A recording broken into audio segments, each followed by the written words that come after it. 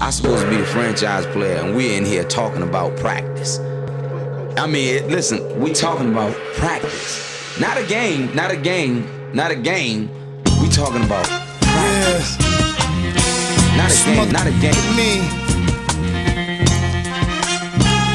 Bam, bam. Me, man. Not a game. Slap it like she scored 30. All right, man. Welcome to another week. This is podcast episode number 5 of We Talking About Sports. Man, it feels good to do it 5 times. I mean, it's been good. As you already know, we got Ben Diaz and we got Roland Zamora here, our main contributors. And the first thing we always like to do is shoot the breeze. So, Ben, tell me about your week. Oh man, I had a busy week. I actually had to work this weekend. We get scheduled to work like one weekend every 3 months or so, and it just so happened to be my weekend. So I had a week full of work. Thank God that we had 2 UFC cards this week, so that made the week fly by. You know, looking forward to the cards. But yeah, man, we're back for episode 5. Happy to be back. What's up with you, Roland? What'd you get yourself into? Man, I was down in the valley for a whole week. I didn't intend on being there for a week, but I had some car trouble. Ended up staying there longer than anticipated, but not complaining. Got to spend some more time with my family. Got to chill by the pool a couple nights out of the week. So definitely no complaints in staying there longer. Definitely happy that we had some more fights this past week, excuse me. And now that I'm back up here in San Antonio, just looking to get back to normal. But yeah, man, back here for episode number 5, and let's get to it. Yeah. Man, I had a rough week this week. I ended up losing my grandma, but the good thing is I had a lot of family to get me through that, and I'm making my peace with it. So, you know, I mean, it is what it is. I'm happy that she went the way she went. No pain in the end, so I'm thankful for that. All right. Yeah, our condolences to you and your family too, brother. Yeah, I appreciate that. You had mentioned it briefly last episode, I believe, and she ended up passing. So I know it's tough. Our condolences, man. I appreciate it, guys. I appreciate both of y'all reaching out to me on that day too, man. As you know, we'd like to look at our YouTube comments to start the thing, so we're gonna hit it up. Bet King's coming through again with us, and he said, and this was a comment based on what we were talking about last week with Booger McFarland not being re-signed to Monday Night Football. He says, Booger was so bad, hating on him started being a talking point every Monday Night Football. Going to miss bashing him, not going to miss his commentary. What do y'all think about that comment, man? That's funny. It's right on. Yeah, and I agree, except, you know, like I said last time, I listened to all of Monday Night Football on mute last season, so yeah. I didn't bash him much. Yeah, we used to actually have a basketball league on Monday, so we would rarely be able to catch the Monday night games. If we played like late games at 10 o'clock, we'd be able to catch, you know, most of it and miss the end. But this past season, we didn't have games on Monday, and it was just listen on mute, bro. And no more Booger Mobile to block fans paying thousands of dollars for their front row seats, and this fool sliding up and down the sideline, spinning in his chair. So I wonder what they're going to do with Booger, though. Is he going to be like a sideline reporter now, or I'm locker sure room he'll be reassigned reporter? somewhere. They need to have him, like be the next like Ed Werder or something, you know, just Assign him to the team. Yeah, they need to just bring him on every so often. Yeah. And one segment we've been hitting on pretty much every week is, where's Cam Newton going to fall? And his response was, Cam Newton going to be a Steeler by week 4 when Big Ben goes down again. I don't know if he's going to land in Pittsburgh, but that would be a good place for him in case that happens. And if he's saying that he wants to be a backup, that'd probably be another good place. But I actually just heard on SportsCenter before coming on that the Chargers have officially passed on Cam Newton and that they're satisfied with their quarterback room. So another place. But yeah, Pittsburgh, that might be interesting. Yeah, I saw that about the Chargers too, but I thought it was pretty clear once they drafted Herbert at number 6 that they weren't going to have Cam Newton there, especially because I don't know if that's the guy that you want grooming Herbert and stuff. So, but as far as for the Steelers, it makes sense. I know we forgot to mention it last week. I said the Lions and the Redskins, but the Steelers makes a lot of sense, especially with Big Ben saying he's retiring. So maybe it could be, hey, go sign a 1-year deal. He goes down, you get a chance. Maybe he's the quarterback going forward for them. Like we said on episode 4, he had just turned 31 years old. So he's young, man, and the Steelers only got 1, maybe 2 more years left out of Big Ben. So that wouldn't be bad at all. Yeah, I'm just curious as far as the Chargers go. Who is their? It's Herbert, and who else in that quarterback right now? Tyrod Taylor. Tyrod Taylor. Okay. Yeah, I guess Cam wouldn't be a fit there for sure then. All right, our next comment is coming in from Noe Trevino, and he says, "Great show. Appreciate the shout out on the last podcast." He says, "I don't think the NBA season is coming back this season. It's too many moving parts to control, especially with this pandemic. As to a UFC fight where you can control the amount of people to allow to roll through." And then he says, "In my opinion, Dak should sign the tag, but this is money and insurance for these guys, so only they can make that decision. I personally don't think Dak is worth the $40 million that his camp wants, but if I was the Cowboys, I wouldn't want to sign him long-term either, maybe like a 4-year contract.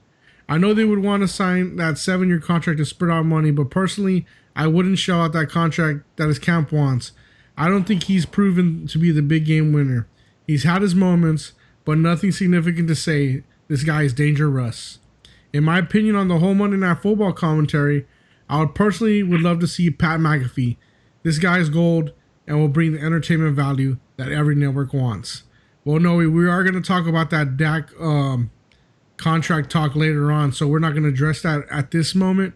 But I agree, man, that NBA season is going to be hard to come back. The boys have been talking about all the things that are going against it, so it's going to be difficult. Some positives coming out today, but yeah. I know us on the show, I mean, we were all pretty convinced that we didn't think that it was going to come back. Now some states opening up, could lead to, it could get the ball rolling. I mean, it's the first step. It's the first step. It doesn't mean that it is going to happen. And I know that we're going to talk about it a little later, but there's a ways to go, but I mean, now there's some life to it. It's got legs now that places are opening up. Yeah.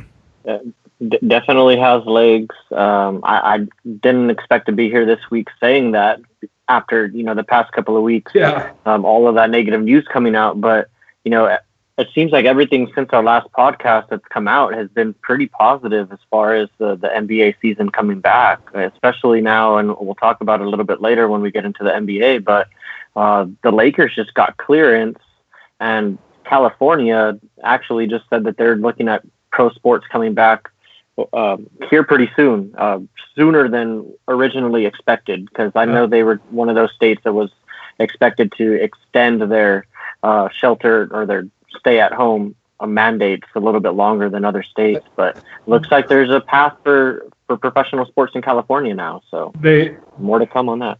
They heard Joe Rogan was going to move to Texas. And so bro, the other day at work, CNN was on over breakfast, and that was on CNN. They were asking this governor, recently Joe Rogan said that he would move to Texas if he was not able to do stand-up in California until 2022, like rumored. And then here a couple days later, now all of a sudden they're open for business. So that's funny. But we hit on a lot of things, man. Especially the Pat McAfee thing. I know we didn't think about that. We hadn't mentioned Randy Moss, but Pat McAfee, I believe he's done some college booth work as well. He was in the booth this past year. Yeah, he was in the booth this past year. So, and he's pretty funny. He ties a lot together. His references are really good. So I think that's a really good pick. And ESPN would be smart to do that because he does have a following for a punter. I like Pat McAfee of all people. Yeah, I like Pat McAfee a lot. Coming from Barstool, I think he's been with ESPN a little while doing that college stuff. I think I saw him jump into the Brazos River when he was doing a Baylor Texas game for College Game Day a couple of months ago. So he's a pretty fun guy. I like his commentary in the booth. I've listened to a couple of games that he's called. Very, very intuitive. And I'd like to hear him in the booth. Monday night's a big spot, but I think he'd be able to do it and bring something different for sure. Yeah, he could rejuvenate it. It would be. Yeah. I'm not saying he'd be the main guy, but I mean he'd be a good sidekick to whoever. At least have him on the or have him on the sidelines or something as a contributor. Yeah, he needs to be there on prime time for sure. Yeah, I mean, like y'all said, he's very well rounded. He has his own podcast, and it's done very good. The other thing is, you know how Joe Rogan hosts those fights where fight companions. Yeah. Well, Pat McAfee actually was hired by the WWE, and he hosts his version of a fight companion live during their pay-per-views, and they do really good numbers. So the guy has personality. I would like to see that. And he has a following, so that's why I say ESPN would be smart. ESPN would be smart. Or if not, throw him on like the countdown desk. Do something, man. Exactly. Yeah, you gotta get him on. Yeah. By the way, unless they're just gonna have him as a college guy. I mean, unless they're gonna push him as a college guy, but. No, he did leave us a link to watch a promo that Pat McAfee did off the cup. And it's a good promo. If y'all have time to watch that link, Nice. It's in the comments. Okay. All right, our last YouTube comment to address is Josh coming in again. Josh, we appreciate you, man. It said, good stuff, guys. Learning a lot more than what I see on the media with the NFL and NBA segments. When the pandemic began and then soccer was postponed, Jurgen Klopp went and said the second legs of the round of 16 shouldn't have been played after they lost to Atletico Madrid. If soccer were to continue in the summer with the leg of the UEFA Champions League being left for 8 teams, should the legs be canceled and you begin with your original round of 16? And then he said, with what unfolded for Tony Ferguson not waiting for his title shot, will Justin Gaethje or George Masvidal give up one of their title shots to fight McGregor? Which do y'all believe it will likely more be? Who do you think is next for Tony, and how many fights for him to get the undisputed title shot if he does? What is next for Zhang Wei Li? Also, Justin, why do your co-hosts hate the Lakers? Josh, we'll address that UFC comment in our UFC part of the broadcast, but we do want to talk about that soccer thing you brought up. Should they restart the whole Champions League and put it back to 16, even though the games have been played so far, some of them? Why? Like, if they've been played, why? That it's just, I mean, it had to have been a losing coach or manager. It was. Have said that. That's because that's the only reason. Like, why? Weren't there even fans still in the stadiums, or did they play a game with fans? No, there were fans in the stands. So they weren't affected themselves by it at all and lost. I don't understand why they should be replayed. It sounds like a sore loser excuse to me. I think Klopp was just upset about, having to have that on the back of their minds and then play a soccer game. He felt like his team didn't get a fair shake playing it. I mean, bro, there was still fans in the stands. It wasn't even like I think there was a leg of the Champions that was played without fans. But maybe they weren't a part of it. But I believe the last leg that Champions played before they postponed their season was played without fans. But yeah, I'm not buying it. Just take your L, buddy. Yeah. Yeah, Champions League's a little tricky as far as doing that restart, and I would probably be on the same side as Justin and Ben on this one. Klopp, I don't know, that's such a valid excuse saying that you had the whole coronavirus on the back of your mind. I'm pretty sure you could have cared less at that point in time going into that Champions League game that you're claiming you were distracted on. So, yeah, I don't buy that. Yeah, it's hard to buy because he had been pretty vocal up to that point when people would ask him, what's your opinion on coronavirus? And he'd be like, me? I'm a coach of football. Why are you asking me? Go ask the experts. Exactly. Like, what's the whole deal? So I don't think he was even thinking about it. But, I mean, anything to get you a second try in that league, I mean, I guess I can't blame him for shooting his shot. Yeah. Hey, are we going to talk about all his UFC points? Or because I wanted to touch up on some of them right now. We could just quickly, as far as Ferguson and the Gaethje. Yeah, for sure. We're gonna have that in the UFC conversation if you want, we can. Or you want to talk about it now? It's up to you. No, we can get those two out of the way right now because those are quick. As far as Tony, I know we said that he needed some time. As far as the bookings go, obviously Dana's gonna try and save McGregor. For Dustin Poirier doesn't have a fight, depending how long. We don't even know how long Tony's suspended for yet. At least I don't know how long he's been suspended for yet. But he did have a broken. He did have a broken orbital, and he did avoid surgery as well. So Dustin Poirier is not booked. I mean, depends on how soon he's getting in, but I think that he needs to take a while, like Roland had said earlier. And as his next opponent, it's going to be a top 5 guy, but it'll be after a couple of things settle themselves out. And for Gaethje, I think that he's just going to take the fight with Khabib. Ali is Gaethje's manager. He's Khabib's manager. They fight each other. He gets super paid. Like, I think, and especially Ali, he wants McGregor on the outside looking in. Just based on all his pride and how petty he is. So I think that's the way it's gonna. Because even when Cowboy fought McGregor, he didn't get a pay raise. It was still 200 to show, 200 to win. You would think that he'd at least be like at $500,000 or something, because McGregor got paid, I believe, $2 million for that fight. So if Gaethje's money's not gonna go up, go after the title, dude. Then your money goes up. For sure. Yeah, it's guaranteed to go up at that point once you have the title. So you got the pay-per-view points and among other things like endorsements. But yeah, just to touch on the one guy that you didn't mention in there, that Josh, I think, talked about in his comment was George Masvidal. He's kind of like the odd man looking out in all of this, because I think Conor McGregor is going to end up fighting Nate Diaz. I think that's going to be the next fight for him, because Khabib's going to end up fighting Gaethje. And Conor's already said that he's ready to go, and they've already had a little bit of back and forth on Twitter, Nate Diaz and Conor McGregor lately.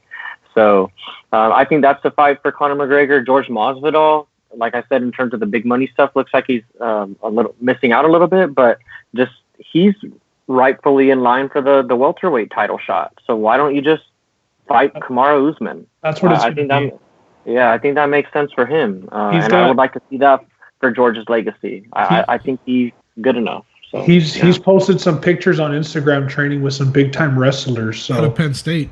Good. Yeah, out of Penn State. So that all that points to him fighting Usman and trying to get that takedown defense on point. I think that's what's next for him. Yeah. And I would say for that one, maybe sometime around the fight week in July, the July 4th week, right? International Fight Week. International Fight Week. That's when I would see it. Yeah. The last of his comment is, what is next for Zhang Wei Li? And we got to do the rematch. So let's run it back with Joanna. Oh yeah, that's true. I was gonna say what's the Rose girl that she beat? No, because didn't Rose get knocked out to Andrade?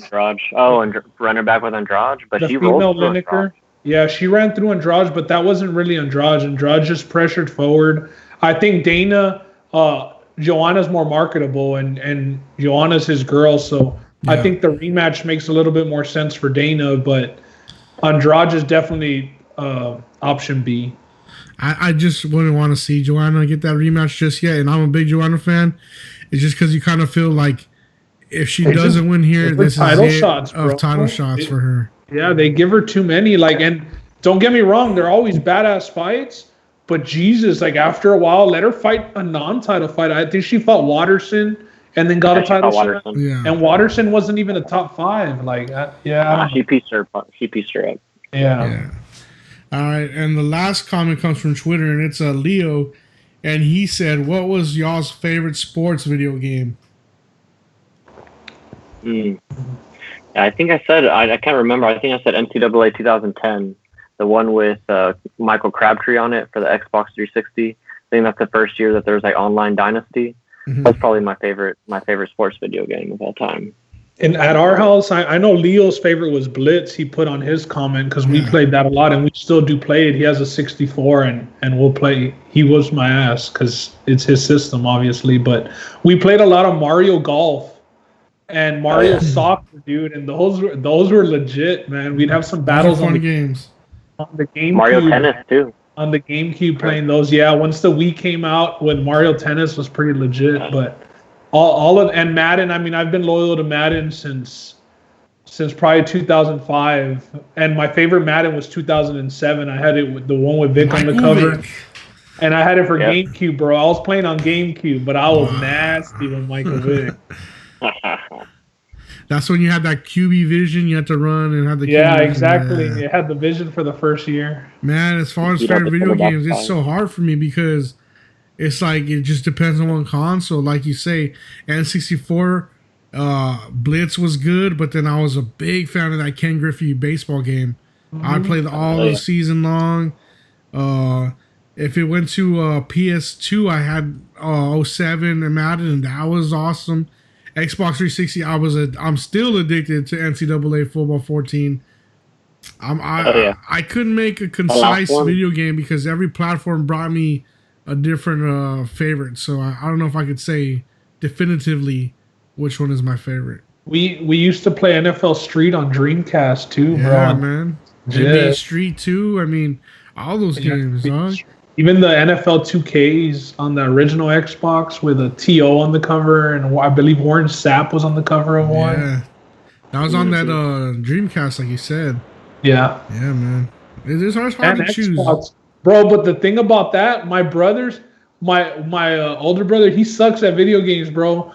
But he will hammer down the A button. And on those 2Ks, the turbo was just A as fast as you could tap. So, he would take off, bro. 69 speed, and the dude looked like Usain Bolt down the side. This dude was breaking the A button, going half. Dang, man. That's something else. That's funny. Good question. Yeah, that is a good question. All right, man. So that's it for the comments. Let's get into our first section.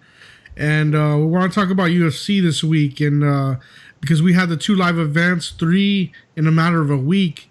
But we discussed that first event, the last podcast. Some of the things that went down on that second night in Jacksonville, man, we had some questionable decisions. For me, especially, Chito Vera, I felt like he was robbed. What was y'all's opinion on the judging that night? Yeah, I thought the judging was questionable, especially on some of these fights that we're going to get into. The one for me, I know you mentioned Marlon Vera. That Chito, I thought he got ripped off. The other one that I thought was a pretty bad one because he had 2 definitive rounds in my mind was Edson Barboza against Ige. I thought he won the first 2 rounds. Ige, I think he won the 3rd round. But I think Barboza clearly won rounds 1 and 2. And I thought that was pretty questionable. But yeah, I don't know how some of these cards are getting scored, what some of these officials are looking at, whether they're putting more weight on more strikes or who's inflicting more damage. I always kind of put more weight on who's inflicting more damage and it's kind of controlling the fight that way. But there were some questionable calls throughout this card, to say the least. Yeah, the judges, I all 3 cards, man, dating back, I know I was upset about the Cowboy and Pettis fight because they had it as a unanimous decision. And I thought Cowboy had won the fight, but I thought just the judging in general in Florida. Fortunately for me, on the 3 fights that you all mentioned, as far as on Wednesday's card being bad decisions, they all happened to go my way in the Pick'em contest. I know last minute, Friday, I texted y'all that I wanted to switch from Angela Hill to Gadelha, and y'all gave me a hard time, but y'all let me switch. You had enough time. It's all right. Yeah. So they all ended up going my way as far as the decisions, but I have to agree that every single one of those fights, me personally scoring, all bias aside, I had Chito Vera beating Song Yadong, I had Angela Hill beating Claudia Gadelha, and I had Barboza beating Dan Ige, even though I had all of them in the Pick'em contest. Yeah. It was crazy. There was a stat that I was seeing, and I have it pulled up here, but as far as fighters that dropped their opponents, and Barboza dropped Ige twice. Barboza dropped Ige twice. Angela Hill dropped Claudia Gadelha 1 time, and it was 3 fighters who scored knockdowns lost at UFC Fight Night. Overeem versus Harris, Edson Barboza, and Angela Hill. Before tonight, fighters who scored at least 1 knockdown in 2020 were 32-1 on the year. And that one was a disqualification of Pereira against Diego Sanchez when he dropped him and threw that illegal knee and he got DQ'd. Yeah. When Diego said that he couldn't see, you remember that? Yeah, I remember that. He was pulling a stun in the corner. He picked a W. That was a veteran move. It was a veteran move for sure. But yeah, bro, like Barboza, I thought he was schooling Dan Ige. I mean, Barboza was getting hit with some of those hooks, but he never got dropped. Dan Ige got dropped twice. I didn't see how Barboza lost that fight. Like I said, thank God it went for me. The Gadelha and Hill one I thought might have been the closest out of the three, because Gadelha did work those takedowns in the first and second round, but Angela Hill dropped her in the second round, so she could have taken that one, and she clearly won the third round where it was just striking. Yeah. And Angela Hill was tweeting that, Dana, I won that fight and I'm ready. Yeah, I saw that. She said Arizona, Las Vegas, the island, wherever. As far as Chito was pissed because Yadong even tried to high-five him, and Chito kind of said, get out of my face, bro. I'm pretty pissed, especially for him, because had he won, I mean, it swung his pay 6 figures. So he would have made 6 figures had he won, and they gave him that decision. It was rough. I think that one. Yeah, I think that one might have been unanimous too, bro. Yeah, so, I don't know how you don't. I didn't have him winning one round, but that's just me. I thought Vera won all 3 of those rounds. I thought he was hitting the harder punches. Dong was definitely. He was sitting on his punches a lot more, and they sounded louder. But Vera was advancing and mixing in the kicks with the punches. I thought he won the fight, like I said. Fortunately for me, it went the other way. But yeah, the judging was pretty bad in Florida. Thank God that those 3 events were the last ones there for now. I know that they said that they're moving to either Las Vegas or Arizona, but Arizona. Yeah, definitely suspect judging. They might have been on that Keith Peterson and been on the cigarettes and alcohol. Yeah. Man, and then I think they said the next one, as long as Nevada doesn't have any issues with them opening, it will be there at the Performance Center. If not, it's going to be in Arizona, who I think is, 2 weeks already saying they can open with no fans, I think. Yeah. Isn't Arizona also, isn't that the state where they had the Indian reservation? I'm just going off, or is that California? California, there you go. Arizona has, but I don't think Arizona's open for business, so. Yeah, they wouldn't go the Indian reservation route with several states opening, especially California and Texas opening today. Dana did say that he owed them one though in the future. Yeah, what I mean to bring that up is just it looks good for the UFC having these 3 events, and then with these states opening up, that we're not going to have another shutdown of an event anytime soon. And it almost, I mean, it was kind of like the starting factor. We had this, and then it seemed like things were okay. Things are kickstarting for the NBA. The MLB kind of has a route now. It seems like they kind of paved the way and said, hey, look, they even had somebody test positive in Verdum on that on that pay-per-view event, Jacare, and still went through with it, still got through the 3 fight cards. Everybody's good. They were posting videos of the test. So I think that they kind of paved the way for other sports to kind of start falling in line. We all know the NFL wasn't gonna skip a beat, but as far as professional sports, things are starting to look like they're getting on track. Now college is a whole different story. Yeah. One of the things over the week was the Anthony Smith Glover fight. I don't know if anybody got to see that fight, but that was a really good fight to see, just because, thinking hard to watch. Smith was going to come in and take care of business, and Glover just handled it big time. But the thing is, during that fight, there was no stoppage going on, and it seemed like Roland just mentioned hard to watch. And I want to ask y'all, this guy, he comes into his corner and says, my teeth are falling out. He's already out of it. You can tell he's just not going to quit because he's a fighter. But what side are you guys on? Are you on the die on your shield side, or do you like to see your fighters live another day and get another fight and not take so much damage the way Anthony Smith took a lot of extra damage that I felt was unnecessary? Yeah, I don't want to be on the middle of the fence on this one, or sitting on the fence, because I kind of see both sides. Depending on, who the fighter is and whatnot. But I'm going to err on the side of live to see another day. I don't think there's any need, especially in the case of Anthony Smith, where it was clear after maybe the end of the second round or maybe midway through the third that he was just not going to turn it around. Like, there was no need for him to go back out into the 5th round. Like, it was clear that he did not have, like, another gear in him to flip the switch. as his name would lead you to believe, and that's why maybe some people felt comfortable leaving him in there as his cornerman did, because his nickname is Lionheart, and he's had a bunch of knockouts or comeback victories in the later rounds, and they were probably giving him that benefit of the doubt, and he even alluded to that, saying, "Hey, they did their job, as I'm going to go out on my own call. That's my rule." So he kind of gave his cornerman some bail there. But me personally, live to see another day. There's no need to go out there and keep on getting beat, especially if it's clear that you're not going to get it turned around. I mean, look at what happened with, I know it's a different sport, but Deontay Wilder and Tyson Fury. Wilder said he wanted to go out on the shield, but it was clear he was not going to turn that fight around. I know he's a one-punch guy, but he was getting dominated, and his guys came out and saved him. So I would have liked to see the same for Anthony Smith, but yeah, it's just different philosophies. But I just happen to be on the side of just live to see another day. Roland, you say that his guys came out and saved him, and they all got fired for doing that. So I mean, I guess it all That's just up to him. Yeah. Like Roland, I think it's tricky with Anthony Smith, with him going to his corner and saying that his teeth are falling out.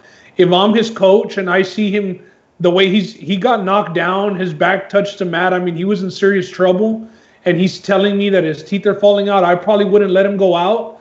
But then how can I say that and then be on the side of Tony Ferguson and say, I think it was good that they didn't throw in the towel? I mean, he never touched the mat. He was getting touched up. Both guys, every time they were getting touched, it felt like Anthony Smith, anytime he got punched, like he really felt it, man, because he had to shake it off. We even saw Tony Ferguson, shaking his head, trying to get his equilibrium back every time he was getting hit. So I'm going to be on the fence. I know Roland said he wasn't going to be on the fence, but I'm going to play the fence, and I'm going to say you just need to know your fighter. I still think that Ferguson should have gone out on his shield. I mean, who knows how much those extra punches would have done towards his career, affected it, maybe finally put his back on the mat and put him out for good. But with Anthony Smith, it was a little different, man. He was getting mounted, he was getting ground and pounded. I mean, he was merciless. He was merciless. And then another one is the Alistair Overeem and Walt Harris. I mean, look at how bad Harris had Overeem hurt in the first round. And we all, knock on Overeem for his chin. I know I picked him for the contest, but he did get touched up. And usually when he gets touched up, that's the end of it. You know what I mean? The ref let him survive. And then I felt like in the second round, the ref let Walt Harris survive a little too much once Overeem was ground and pounding, because he had like his hands tied under him. He had him trapped. Yeah. And he was kind of just going off on him. But everybody, had that.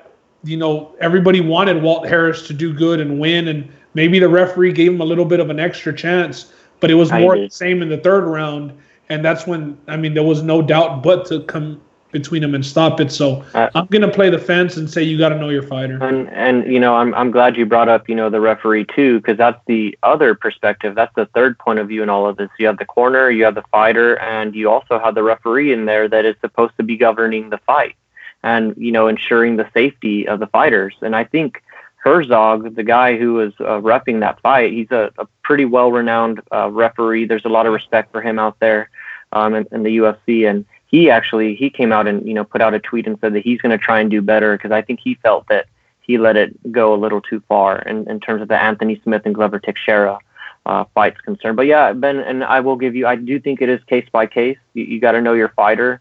And kind of know who you're dealing with, but also, like, if it's just clear that they're not going to turn it around and they're getting their ass beat, for lack of better words, don't mean to say it like that, don't want to bring any disrespect to the fighters, but if it's clear they're not turning it around, just throw in the white towel. Yeah, actually, I'm with you, Roland, on this case-by-case basis.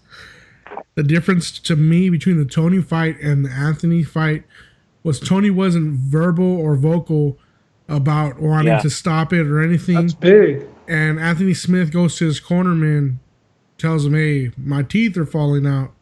He's not necessarily saying I'm ready to quit, but he's kind of giving you a hint like, hey, I'm getting it handed to me here. You got to know your fighter, Yeah. Because he's not going to say I want to quit. That's not him. So to me, it's a case-by-case basis. And Justin, that's the thing. Fighters don't want to say that. They don't want to say I can't go. but that's why they say things like, "Hey, my teeth are falling out, dude." Yeah. And I think he was having trouble with his mouthpiece. and another example is Anthony Pettis when he fought Ferguson. Remember Broke my- after the I broke second my round, hand he or went to whatever. the corner and he told Duke Roufus, "Hey, I broke my hand, man." That's the And Duke first thing that came to Roufus, mind. Duke Roufus, knowing his fighter because Pettis has trained with him forever, knew shit. Maybe it's not saying that he wants to quit, but he's not going to be effective, or maybe that's code for, hey, you know, I can't fight anymore, dude. Yeah. And he threw in the towel and he didn't get out of the corner. So you just got to know your fighter, man. That's the example that I'll use is Duke Roufus and Anthony Pettis. I thought that was really good.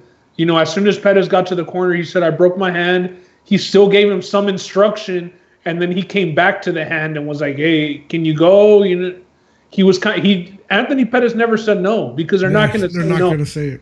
They're not going to say They no. mic'd up. And you know what, Ben? I actually like that you bring that up because it was so interesting to see Pettis talk about it afterwards and saying, "Hey, he's my trainer for a reason. He knows me best. So if he says I can't go, then I couldn't go."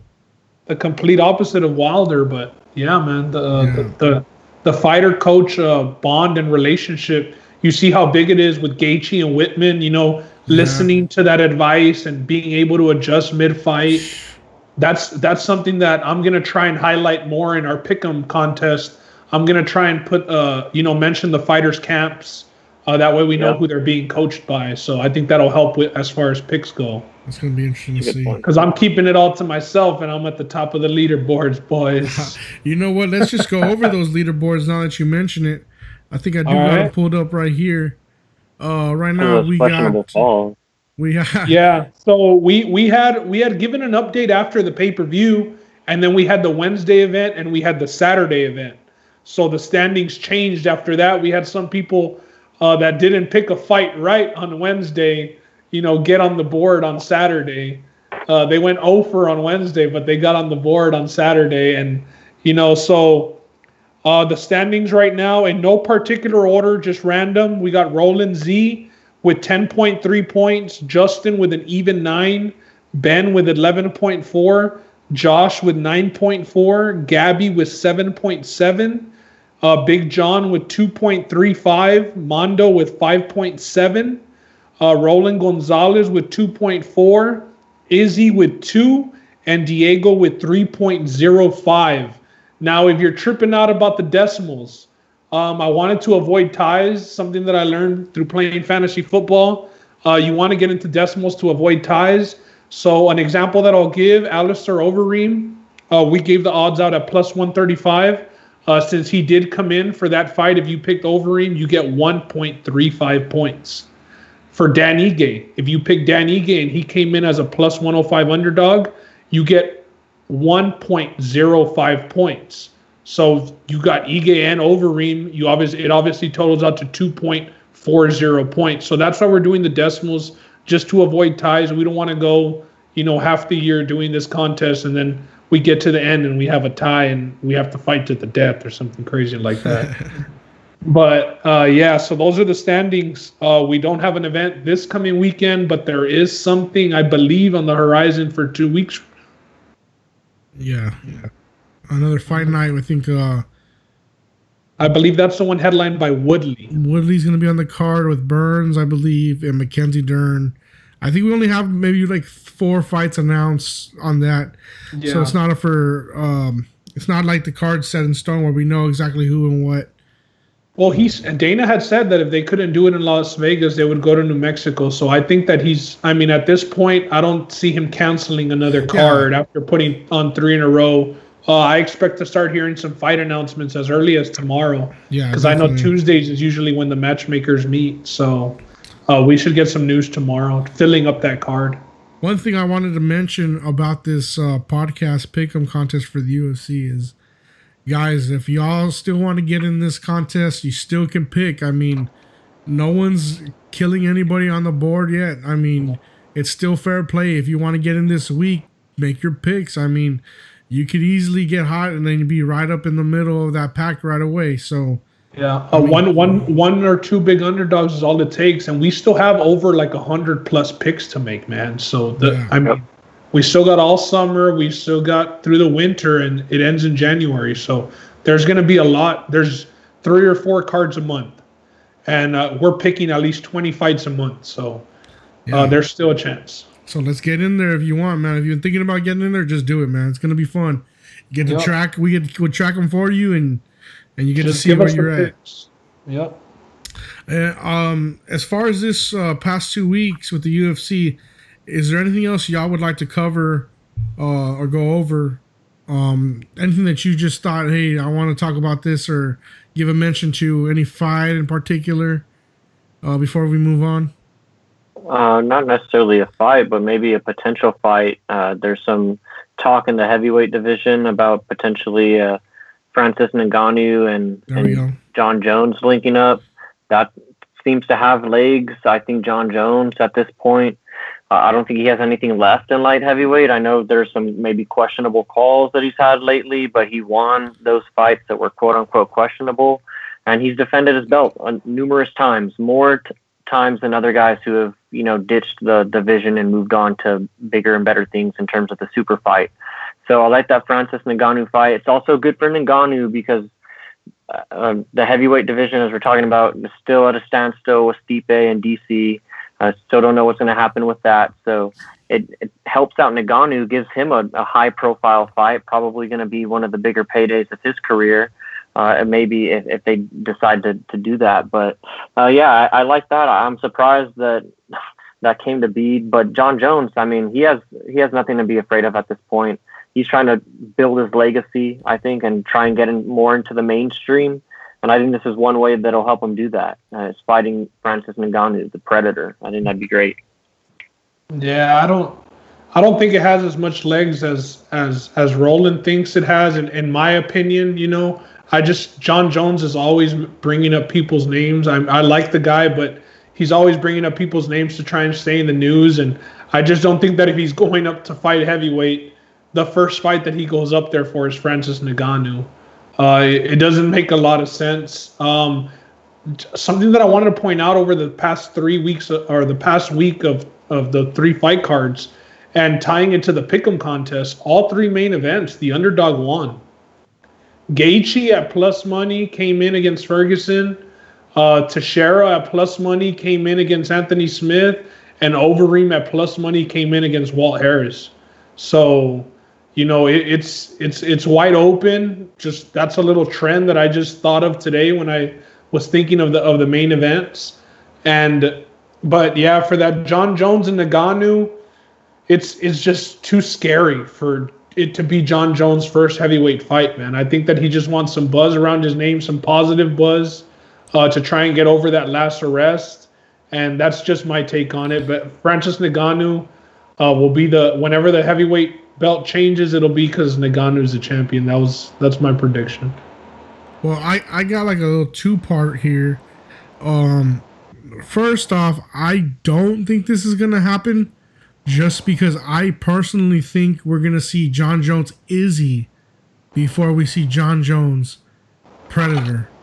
That's just my opinion, just because there's a little more history there, a little bit more talk between the two of wanting to fight, and that are not too far in weight. Jones could maybe get him at a catch weight, lose a few more pounds, and get there. And the other part is, let's say this is real and this does have legs. Could you attach an interim title to this bout? That's a good question, because I was going to say John Jones isn't fighting unless there's a gold attached to the fight.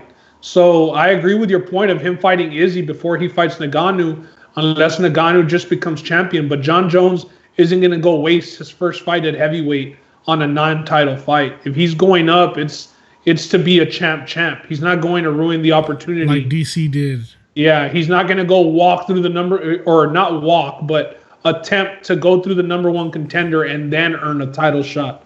I think John Jones merits an automatic title shot if he were to make the jump. So that's just kind of why I don't see the Ngannou fight coming. It's too dangerous, man. Yeah, John's more technical and all that, but with Ngannou, all it takes is 1 shot. And if he's going to have 25 minutes to land that 1 shot, because I don't see John putting him out, that's just scary. Yeah. What do you think, Roland, interim title shot if this does happen? Yeah, I think so. Like Ben said, he merits an automatic championship fight. So, yeah, I think so. And you can't let DC and Stipe or whoever Stipe hold up the division anymore. It's just getting annoying at this point.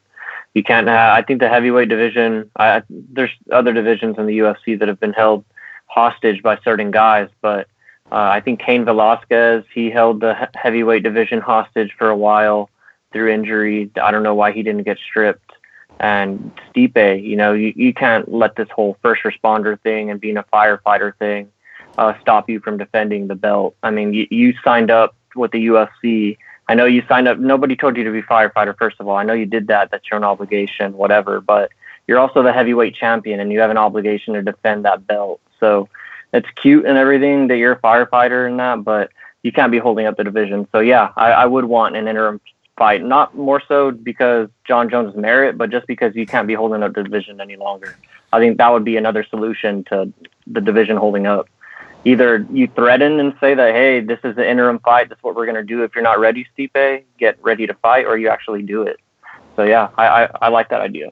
Roland, you sound like you're echoing the sentiments of another heavyweight fighter in that division, a la Curtis Blades. Yeah, Blades, man. I'm glad he said something. Somebody needed to say something. He wasn't saying it out of a spiteful place or a place of somebody that is waiting for a title shot, because I think he knows where he stands in the division right now. He was just coming out and saying, hey, guys. And he wasn't the only one that came out this week. I think Ben Rothwell, after his fight, he came out and said, hey, at his press conference, post-fight press conference, said, hey, I can fight for a finite number of years. My UFC career has this many years attached to it. I can't have my stuff on standstill because this guy doesn't want to fight. Ben Rothwell said that? Ben Rothwell said that. Ben Rothwell needs to shut up. His career's been on standstill due to popping for steroids twice, bro. He's not going to fight for a title shot, and sure, he got stopped for steroids, but he's just speaking in terms of for the other heavyweights too. I mean, Curtis Blades, why does his career have to be on standstill?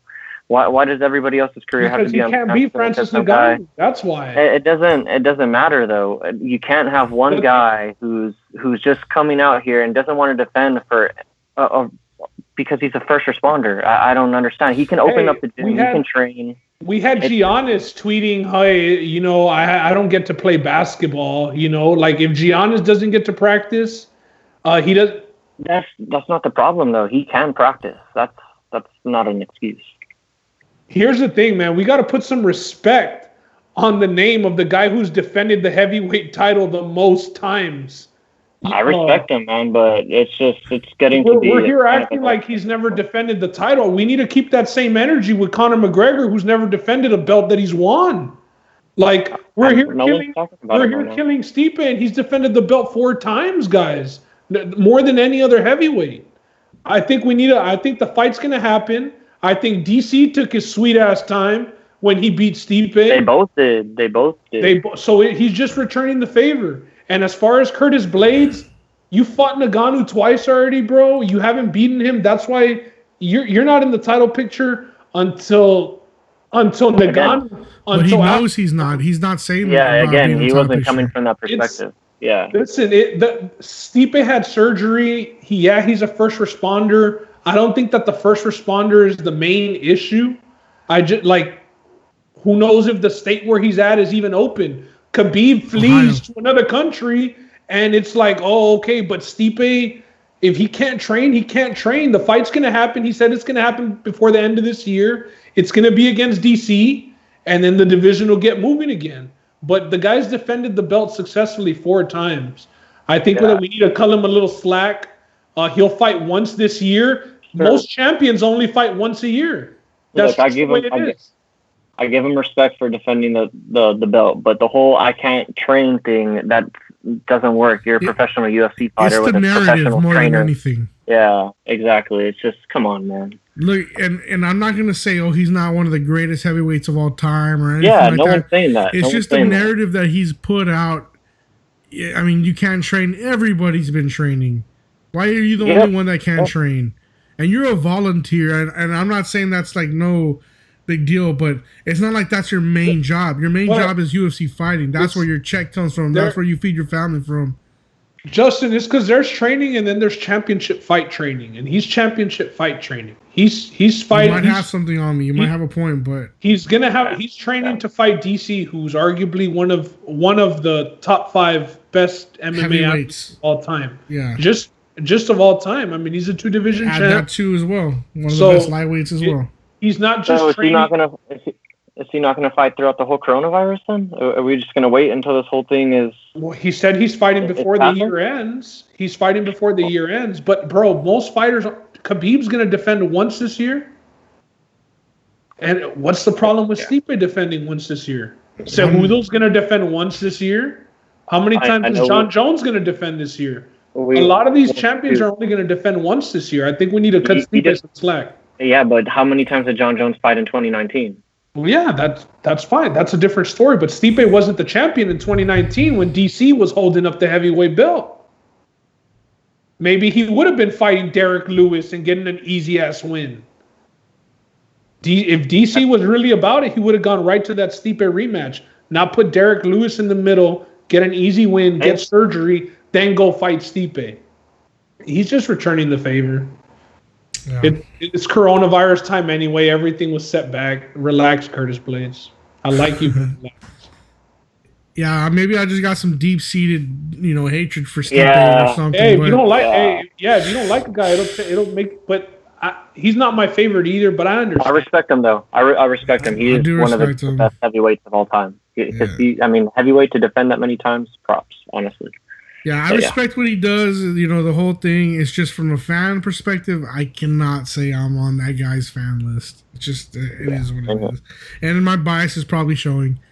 And for you, Justin, it's because of his interviews and right. Yeah, I can never hear what he's saying. I don't understand what he says. Yeah, he said it himself that he's terrible at interviews. He talks super fast and his words get minced together. But I understand. He's a hell of a fighter. Oh, that he is. To keep it in the heavyweight division and talk about Ngannou anymore, we had a comment from Bull on Twitter, and he said, "Guys, who do you think would win? The Ghost," is how he said. No, what did Bull say? Ghost too, yeah. Yeah, he said Mike Tyson in his prime versus Francis Ngannou in his prime. Who wins? Tough question because I don't think we've seen Ngannou's prime yet. I mean, he lost 2 fights about a year ago, so I think he's barely hitting his prime. I think when he becomes champion in 2021, it'll be his prime. And, I mean, that's a tough question. Obviously, they're both heavyweights. I don't know what the boxing heavyweight is. I think it'd be like super heavyweight because Ngannou weighs in right at the heavyweight limit for UFC, which is 265. Yeah. And the range for them is from 240 to 265. So I think Tyson fought at under 240 when he was a heavyweight. But even with the reach and all of that, man, I mean, if it was a street fight, I'd say Ngannou probably wins because he lands one punch. Or an MMA fight, I'd give it to Ngannou. I think if they box, Tyson would probably shuffle circles around Ngannou, break him down slowly. Depends where they fight, obviously. Yeah, each win in their respective sport. Yeah, I gotta agree. I'd probably give both in their prime to Tyson, maybe. But boxing, I definitely lean towards Tyson. If he doesn't get him out in the first, I think Ngannou will be tired by the second, and Tyson will take him out. That's an interesting question. I know there's been a lot of videos circling around the internet of Mike Tyson and his training regimen. He's been stepping it up. Seems like he's training for something. I don't know if that has legs, but he's been stepping it up. It's kind of scary. I would not want to be the guy holding up those pads. I mean, I know people say, I don't want to be the guy getting hit in the face. I don't even want to be holding up those punching pads for Mike Tyson. He'll break my fucking hand. So it's a good question. But yeah, I'd take Mike Tyson in his prime in a boxing match over Ngannou for sure. Yeah, in a boxing match, yeah. But like in an MMA match, I'd probably take Ngannou. And that whole Tyson Holyfield 3, I know somebody sent a poster to it in the group chat and they said it's in Saudi Arabia, which really made me think hard about how real it is. because Hey, they they did pay a Liddell lot of versus money over Ortiz. there. They pay a lot. No, and they money. pay a lot of money in Saudi Arabia. So if it's happening over there, and both guys have been seen on Instagram, like they've been posting videos, training, hitting pads. Tyson's been hitting pads with Rafael Cordero, the guy who runs King's MMA, and Cordero was even on Helwani show saying that when he was holding pads for Tyson, that he likes holding pads real close to his face to make it, as real as possible for the fighter. But when he was holding it for Tyson and he saw the hook coming, that he saw like his life flash before his eyes. He said, Ariel, I saw my dog, my daughter, my wife. Oh my He god. said everything just flashed. Damn. So, yeah, Holyfield and Tyson have both been training. I think that has more legs to it than Ngannou and John Bones Jones. Put it to you that way. I can't believe their doctors would clear that, but Bro, But in Saudi Arabia, do you need doctors to clear anything? Hey, man, I know. I'm thinking about the potential after effects on somebody's brain. Roland, they're more there. Their brain's already gone. Yeah. More there than Chuck Liddell. Well, that's what I'm saying. They Probably. did the Chuck Liddell and Tito Ortiz fight. There's no reason That why was sanctioned in America. There's no way Saudi Arabia ain't sanctioning these dudes. These dudes, they still look like beasts. Yeah. Well, Mike Tyson, I've seen his video. That's ridiculous that he's still throwing that heat. Yeah, for me, like you said, like both of y'all mentioned, in a boxing match, Tyson all day. The hand speed, are you kidding me? He walks circles around Ngannou. In an MMA fight, Ngannou's going to be your slight favorite, I think, but you still, it could even be a pick'em for me just because of the hand speed. I mean, there's a difference in Tyson's hand speed and Ngannou's hand speed. And Ngannou would probably have to take him to the floor and win it that way. He'd probably be the favorite, but like you said, it just depends on where it's at. Yeah, that's an interesting question. Yeah. We would have to see if Tyson would come in at 240, I guess it's good to go. Those questions are always fun because you can just dream up of so many scenarios. Hypotheticals. Yeah, so many hypotheticals. All right, speaking of the next UFC pay-per-view, UFC 250 is the next pay-per-view card that would be coming up. And what we do know about it so far is we got Nunes versus, I believe, Felicia Spencer headlining that card. Yeah. So I believe they have 4 fights on that card.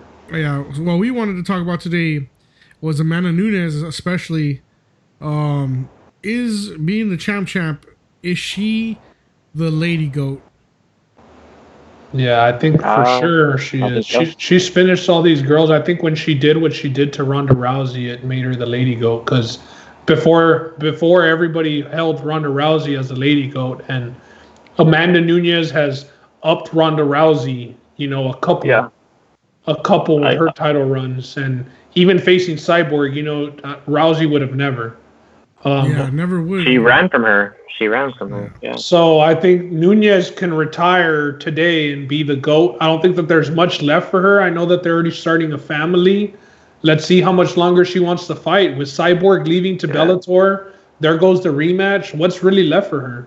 Yeah. I mean, there's no more real competition. Who's at the top? She's beat them all, So maybe a third fight against Shevchenko, but I mean, she's already beaten her twice.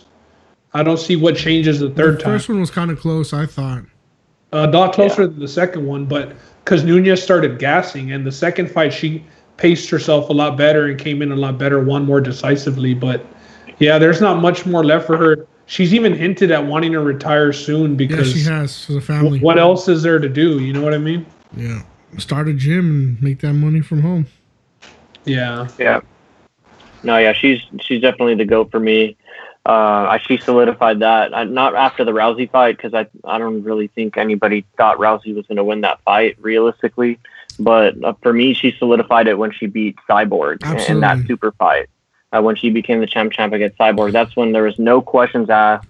Amanda Nunes, Lioness, is here, and she's here to stay, and she's the champ. So after that fight, for me, she could have retired and been done with it, but everything that she's done afterwards, I mean, her last fight was kind of crazy. There were some moments where she might have been in trouble, but everything that she's done after that fight, she's defended.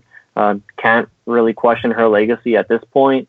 And as far as what's left for her, I really don't know either. I would like to see her fight Shevchenko, but that's really just out of a super fight want of mine. But as Ben said, they've already fought twice. But I think Shevchenko, I mean, she's only gotten better too in her last couple of fights. She's only improved. So who knows what that fight looks like in a couple of months or years from now. But yeah, Amanda Nunes, without a doubt, is the GOAT on the women's side for sure. Yeah, I have to agree. Nunes is the GOAT. Just going back to UFC 200 and seeing how she pieced up Miesha Cupcake Tate, the improvement from there was like, wow, look at her go, you know? And then she goes and beats Rousey. And then the way she handled Cyborg, it wasn't so much that she beat her, it's that she handled her, you know, knocked her out. Yeah, she put her to sleep. Even Holm. Who knocks out Holly Holm? Yeah, exactly. Nobody knocks out Holly Holm. She knocked And with not the even kick. Cyborg knocked out Holly Holm. Yeah, so She knocked Holly Holm with a kick. So that for me solidifies it. I mean, With the it's kick, just hard to top that at this point. The next thing I would like to see her maybe is that at 145, just because I want to see it, that Megan Anderson fight. I don't know if she's not maybe deserving. I just want to see it though. Just want to see a big lanky fighter against Nunes, just to see what happens. At 145, I guess she'd be deserving because there's only like 3 fighters in that division. Yeah. And she's won her last 2 fights, so she's on an upward trajectory herself. It would just be another body. It would just be. It probably would, but that's just what I think I would like to see. Yeah. You know? A lot of people like to see Megan Anderson just. Yeah. She's fun. All right, guys. I think that's it for the UFC topics for this week. Well, as y'all know, the world is going through a pandemic right now, and it has affected sports. And something we've been talking about weekly is, you know, updating where we're at with sports and the pandemic. And this is a section that Roland has been doing quite a bit of research on and going over with us. So I'm going to have him get into it here. And this is our weekly sports coronavirus update. Roland, take it away. Yeah, it's kind of crazy. It's really 2020 of us to have a coronavirus segment in a podcast, but here we are today. A coronavirus expert. Exactly. But yeah, I wouldn't call myself an expert, but I have been, you know, keeping track of the different leagues and the states and how those rulings are affecting who can come back and who can't. So as we all know, you know, Bundesliga in Germany, the Division I soccer league, they came back this past weekend. They played games on Saturday, Sunday. There's a game yet today, and then they're picking back up on Friday. No fans in the stands, of course, but there's more sports to talk about, and they actually had a pretty successful weekend. I know they were all over Fox Sports, so it's really good for their league and the exposure that they're getting. So they came back in Germany.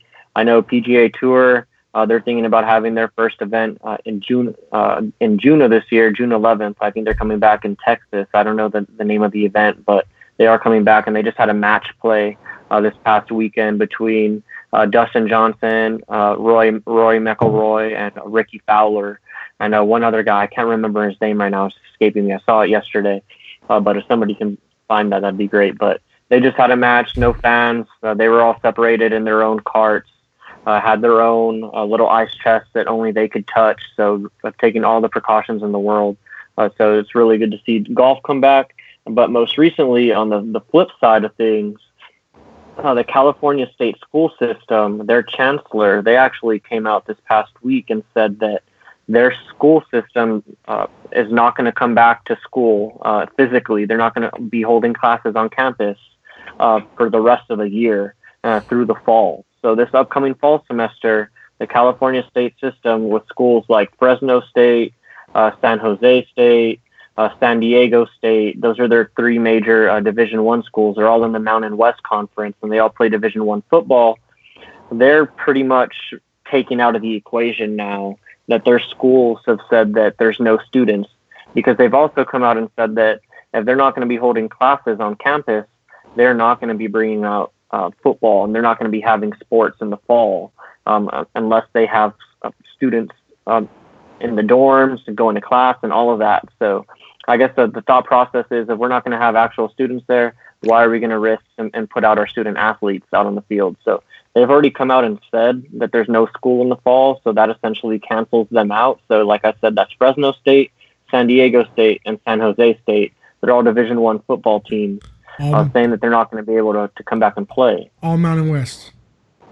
Yes, all in the Mountain West. I mean, there's been no decision for the Pac-12. The Pac-12 operates separate of the California state school system. So the Pac-12 incorporates teams like USC, UCLA, Cal Berkeley, if I'm missing anybody else.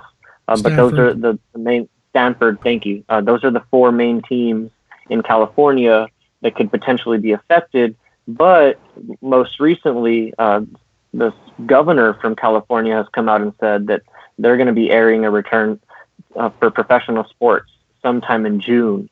So I don't know, that could potentially pave the way for the Pac-12 and maybe even these teams like Fresno State that are affected by the California state school system, saying there will be no on-campus learning in the fall. I don't know, that paves the way for them, but that's definitely an interesting development. So yeah, that's the most recent stuff for sports and coronavirus as far as college sports is concerned. I know the MLB, we'll get into it a little bit later in depth. They've come out and said that they're going to think about doing a shortened season, an 82-game season, which some players have commented on whether or not they're in favor of. But they've come out and said that there's a path to them coming back. And with California saying that professional sports can come back in addition to Arizona, as we mentioned in USC talk, and Florida already coming back having the USC events, that could pave the way for the NBA to come back, as we were talking about earlier. So a lot of interesting developments. A lot of it is positive so far, but keep in mind, a lot of these states are just reopening, and the numbers for coronavirus cases, that's still something to be monitored to see whether or not there's a spike and if this could potentially affect sports coming back. But so far, so good. I'm going to stay on the positive side for this one because I definitely want to see college football and the NBA come back now that there's some life there. Yeah, that's the update. It's good. I'm pretty sure we're going to have all pro sports. Now, just because of all the money that gets pumped into it, as far as college, man, like you said, with no physical classes, it's tough. It's going to expose the NCAA a little more, I would say, as far as look, this is where our money comes from. Some campuses have already said we will have football. That's the SEC, Alabama. Yeah. That's the moneymaker. I think even West Virginia said it. But that's the moneymaker. And as far as for the schools that you mentioned, they are all D1. But like you said, in the Mountain West Conference, which is a conference that's usually, I mean, I think it gets aired on CBSS, but it doesn't it doesn't get too much exposure. And I mean, that'd be terrible if it ends up happening. I know it wasn't a for sure thing, that they were still going to try and meet with the conference and see if they could make something work. But things are looking bright for pro sports. Now we'll just have to see the way their commissioners decide on how to handle the season as far as length. So one thing I'm kind of interested in, and I didn't touch on it, but I'll open it up, for discussion, is let's just say, hypothetically speaking, college sports is nixed in the state of California to include the Pac-12.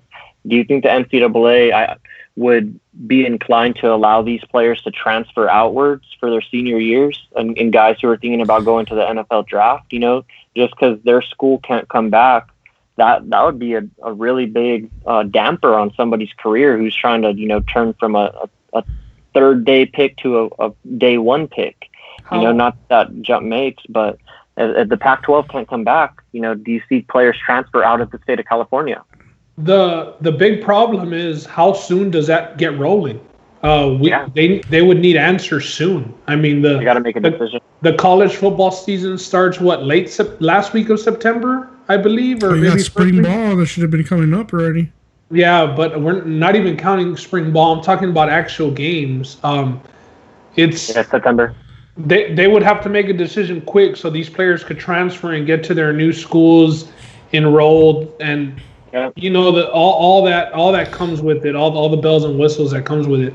So it would be the best scenario for sure, because you don't want these athletes just to miss out like some athletes did with their senior year of basketball and not getting the tournament. Now these kids wouldn't even get a whole season, right? But how quick could that get going? You know how it is with schools and paperwork, and they would need the decision. I don't know. It's definitely the route that would make the most sense, but it's a lot of work, and they would need a decision sooner rather than later. Yeah. I got a little devil's advocate question for both of y'all. Let's just say the NCAA comes out with some sort of ruling where they say, hey, we're not going to have football this year, college football. Teams like the leagues like the SEC have already said we don't need necessarily all the other teams to start going again. Do you think it would be a possibility that we will start seeing different colleges remove themselves from the NCAA and start a different league of some sorts to get football rolling this season? I think that's a possibility, definitely, regardless of what happens with this coronavirus thing. Justin, I think you hit on a pretty interesting topic. I think these schools are finding out that they can operate independently of the NCAA, and they don't necessarily need this governing body. They can operate as a conference, or they can operate more regionally and create their own league. So yeah, I don't know if it'll happen this season necessarily, but I do think that that's something that'll come in the future. I think the NCAA is on the way to becoming disbanded, possibly. If somebody does that, it would be the end of the NCAA, I'll tell you that much. And if anybody were to do it, it would have to be the SEC, who is deemed to be the most powerful and exciting to watch, gets the most exposure. Now, here's the thing. All these BCS bowl games, let's say there's no college football, all that money that they give them for these bowl games, I mean, would they be able to recover? Some teams need this money to be financially stable. Not everybody's getting the same, grants and endowments that everyone else gets. Some programs need to go and lose to LSU 63-0 in week 2 to have a football program and get that $1 million payment or whatever. So yeah, absolutely. Yeah. Citadel. I would have got to name teams. That's the first name that came to mind. Like they go and get smacked by Auburn once a year. Mercer. Yeah. Hey, but yeah, I don't think that could happen this season. I haven't looked too much into that topic or know much about it, but I know that if they were trying to detach themselves from the NCAA and salvage 2020 season, if the NCAA says there will be no football, they would have to move like college football to a later month. Maybe have it played in the spring. I don't know. Like, it would be too soon to have it starting in August, September, like it usually does. Yeah. They're going to be detaching themselves from the NCAA. Plus, I'm sure there's lawsuits that are going to come with that. There's no way that's possible this year. Yeah. Because I'm sure the NCAA is going to fight that tooth and nail. No doubt. Anybody else got any Corona updates that they need to talk about here? No? I think that's it. Just hopefully more sports coming back. It looks good for sports, man. Bars are opening up on Friday, I believe, here in Texas. And bars and sports go hand in hand, man. Things are looking bright. All right. Going into our next topic, we're going to go with NBA talk. This week, something personally I don't think anybody's ever seen, because I've never heard of this before. But a basketball player, Spencer Dinwiddie, said he's going to start a GoFundMe, and he has a goal of making $22 million is what he wants, and he will let the fans decide where he plays next. Have you ever heard of anything like this before, where a player said, I'm going to raise this much, and the fans will choose? I know with endorsement deals, you might be able to get some leeway. Hey, we want you to play here because it's more marketable. But where the fans, based on Bitcoin, not only that, 22 million in Bitcoin. Very specific. Very specific. Yeah, and I've never seen anything like this before. This is very, very 2020. And actually, it's so the 22 million, or I think it might be 22 or 24. That's like 2.5 thousand bitcoins. So the 2.5 thousand bitcoins equates to that 24 million. And kind of what he's saying is he'll take the league minimum anywhere if these fans can raise this much Bitcoin. If he can get up to the 20-some million in Bitcoin that he's looking for, he'll sign a minimum contract anywhere in the NBA on a 1-year deal. Kind of because that money would kind of equate to what he might be able to make out in the open market. And he even came out and said that he would prefer it if no NBA personnel or anybody that had anything to do with an NBA team. He would appreciate it if they would refrain from voting, because he thinks that this is a once in a lifetime opportunity for fans to decide where he gets to play. He's looking at this, like Justin, you mentioned, as an endorsement deal. He's looking at this as fans sponsoring him and donating for his cause so he can choose where to play. And he's looking at the minimum contract also as a way to help out the team that he joins, so they can build around him or add more pieces. That's interesting, the way that the money transfers from Bitcoin to like what it would be in actual money. I mean, that makes it a lot more reasonable, because the number of Bitcoin just sounds ridiculous. And him saying, I would appreciate it if no NBA exec or anybody involved with the team didn't vote. I mean, there are too many things, or it's too many pieces. There's no way this would happen. And if I gave him $20 and voted for him to go to the Rockets and he chooses the Grizzlies, do I get my $20 back? Huh? No. No. Huh? No. I think it's just going to be an overall fan vote at that point. He's not going to meet his goal. He's not. If he doesn't meet, I'm glad you said that. If he doesn't meet the goal, it goes to charity. So okay, I hope he meets the goal, just so we can see how it plays out. Because I think the money would. No, hey, don't you want to see how it plays out? It would be a. I do. That'd be hilarious. Yeah, the NBA is like making protocol for this shit. He should have just said it once he raised the money. But I mean, you can't raise the money without the reasoning behind it. I hope he gets it just for that, so we could see it all play out. But I don't think he will. Some interesting characters on that Nets team. You got Dinwiddie, you got Kyrie Irving, the flat earther. Hey, you know what he's saying? I'll take a minimum to get the hell out of here, bro. Get me. See, there you go. There's a twist. I want the ball. Okay. Here's the thing. I think Roland asked you for an update this week, and I think he was only at a few hundred raised, right? Yeah, I checked it. I think on Sunday or yesterday. And he was at $975. That was like at noon on Sunday out of the $22 or $24 million goal. So yeah, he's a far cry from his goal, but good idea, interesting idea. You know, with this social media age, I think it would be interesting if, let's say, he does raise that 22 million. People will know him because of that. Would he become an all-star based on fan vote at that point because of what he's done here, raising this money? I think he's closer to being an all-star based on his statistics than his fan vote. I mean, he's averaging 20 a game. Yeah. So, and if you're going to be getting him on a minimum contract, I mean, like Roland mentioned, it benefits any team that he goes to. It does, but there's no way that they let this play out. There's no way. It benefits him too. Not having to pay. But listen, he does not like being teammates with Kyrie. I'll tell you that. Yeah, it's pretty obvious. He's thinking way outside the box just to try and get. He's still under contract with the Nets. Yeah. You know, man, it's crazy, but it benefits him too, I think, because he's probably not going to have to face the taxes of an NBA contract. He's probably not going to have to pay the other elements that you have to pay when you get an NBA contract. That's not going to be coming out of this big check here. I wonder who helped him come up with this idea. I would have liked to have been a fly on the wall when they were coming up with this idea. Yeah, we'll see. Keeping it with the NBA, segments that we've been talking about is the NBA versus college. And we're talking about UCLA. UCLA could be at a big gain here if Maker opts for college instead of going to the NBA Pathways program. What do y'all think about that?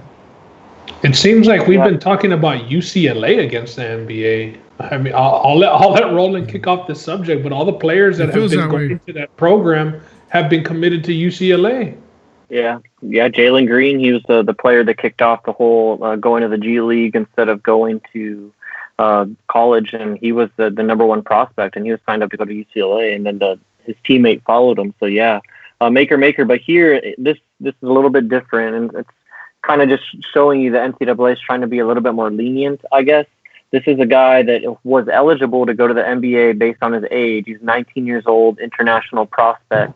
And he was actually planning on, going to all of these showcases that were upcoming, kind of leading up to the combine and whatnot. There's a couple of international showcases that he was going to be able to go to and show his talent. Because despite him declaring for the draft, looking at his draft profile, he's like fringe draft guy. Like he's a fringe draftable guy. Like he's not a certain 100% he's going to get picked in the first round kind of a guy.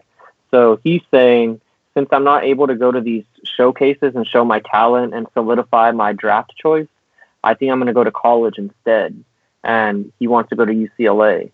So the NCAA has, I think, extended the window for these players to, decide to go to school.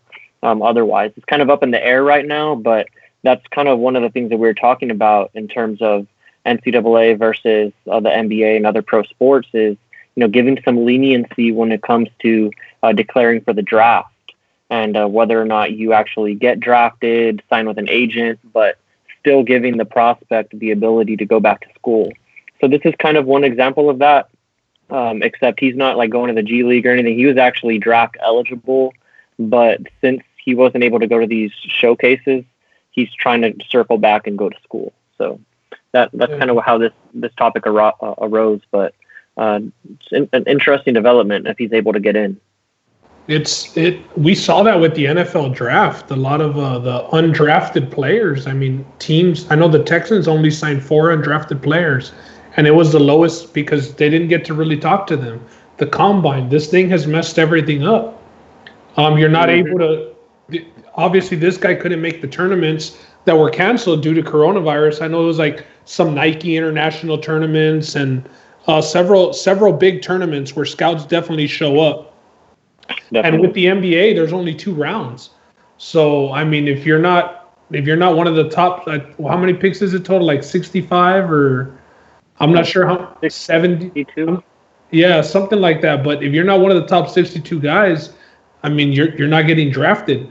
So it's crucial to get that extra look. And if you can't go to those showcases and college is the next thing now. Let's see, college basketball doesn't start until November. So let's see if college basketball comes back. They have a bigger window than college football. Yep. They could see NFL, they could see NBA start for a bit, and then they could, make their plans and see how they're going to handle it. So it seems to be the best route for him. And I don't know how much UCLA is paying recruits to go to UCLA, but damn. Damn. Like, what is UCLA? Like, what is Calipari at UCLA? What's the problem here? Well, I guess they have the allure and the whole John Wooden thing. I guess they're still trying to harp on, but they're always going to have that kind of aura around that program. It's I know Hollywood, man. Years past it hasn't been there. Yeah, it's Hollywood too. But just to finish up on Maker, it says here in this article that I'm reading that he's finishing up coursework somewhere in California so he can try and obtain eligibility for the NCAA. So he's working towards finishing up his high school coursework or the equivalent of, so he can become eligible. So more to come on him. And I don't know if he's related to the Maker family. I think he's like a cousin or something. Yeah. Yeah, I was about. Yeah, I think he's a cousin. Yeah. And that's just interesting because you would think you're eligible straight to the NBA, right? But everyone has a different reason. Here's where we talked about the college having to show those tricks out their sleeves and expand the portal. The time for these guys to make their decisions. They're pretty much at their mercy now. Hey, we lost 2. If we can get you, bro, UCLA is going to be on TV. Yeah. So. Some rumors throughout the week. We had several players from the Lakers return to the practice facility and they were working out. The other thing we had was Chris Paul talking about players wanting to return really bad. I know we touched a little bit about this during the sports Corona update, but what do y'all think about that? Having California players coming back, and now Chris Paul saying, "Hey, all these players they want to come back really bad and finish the season."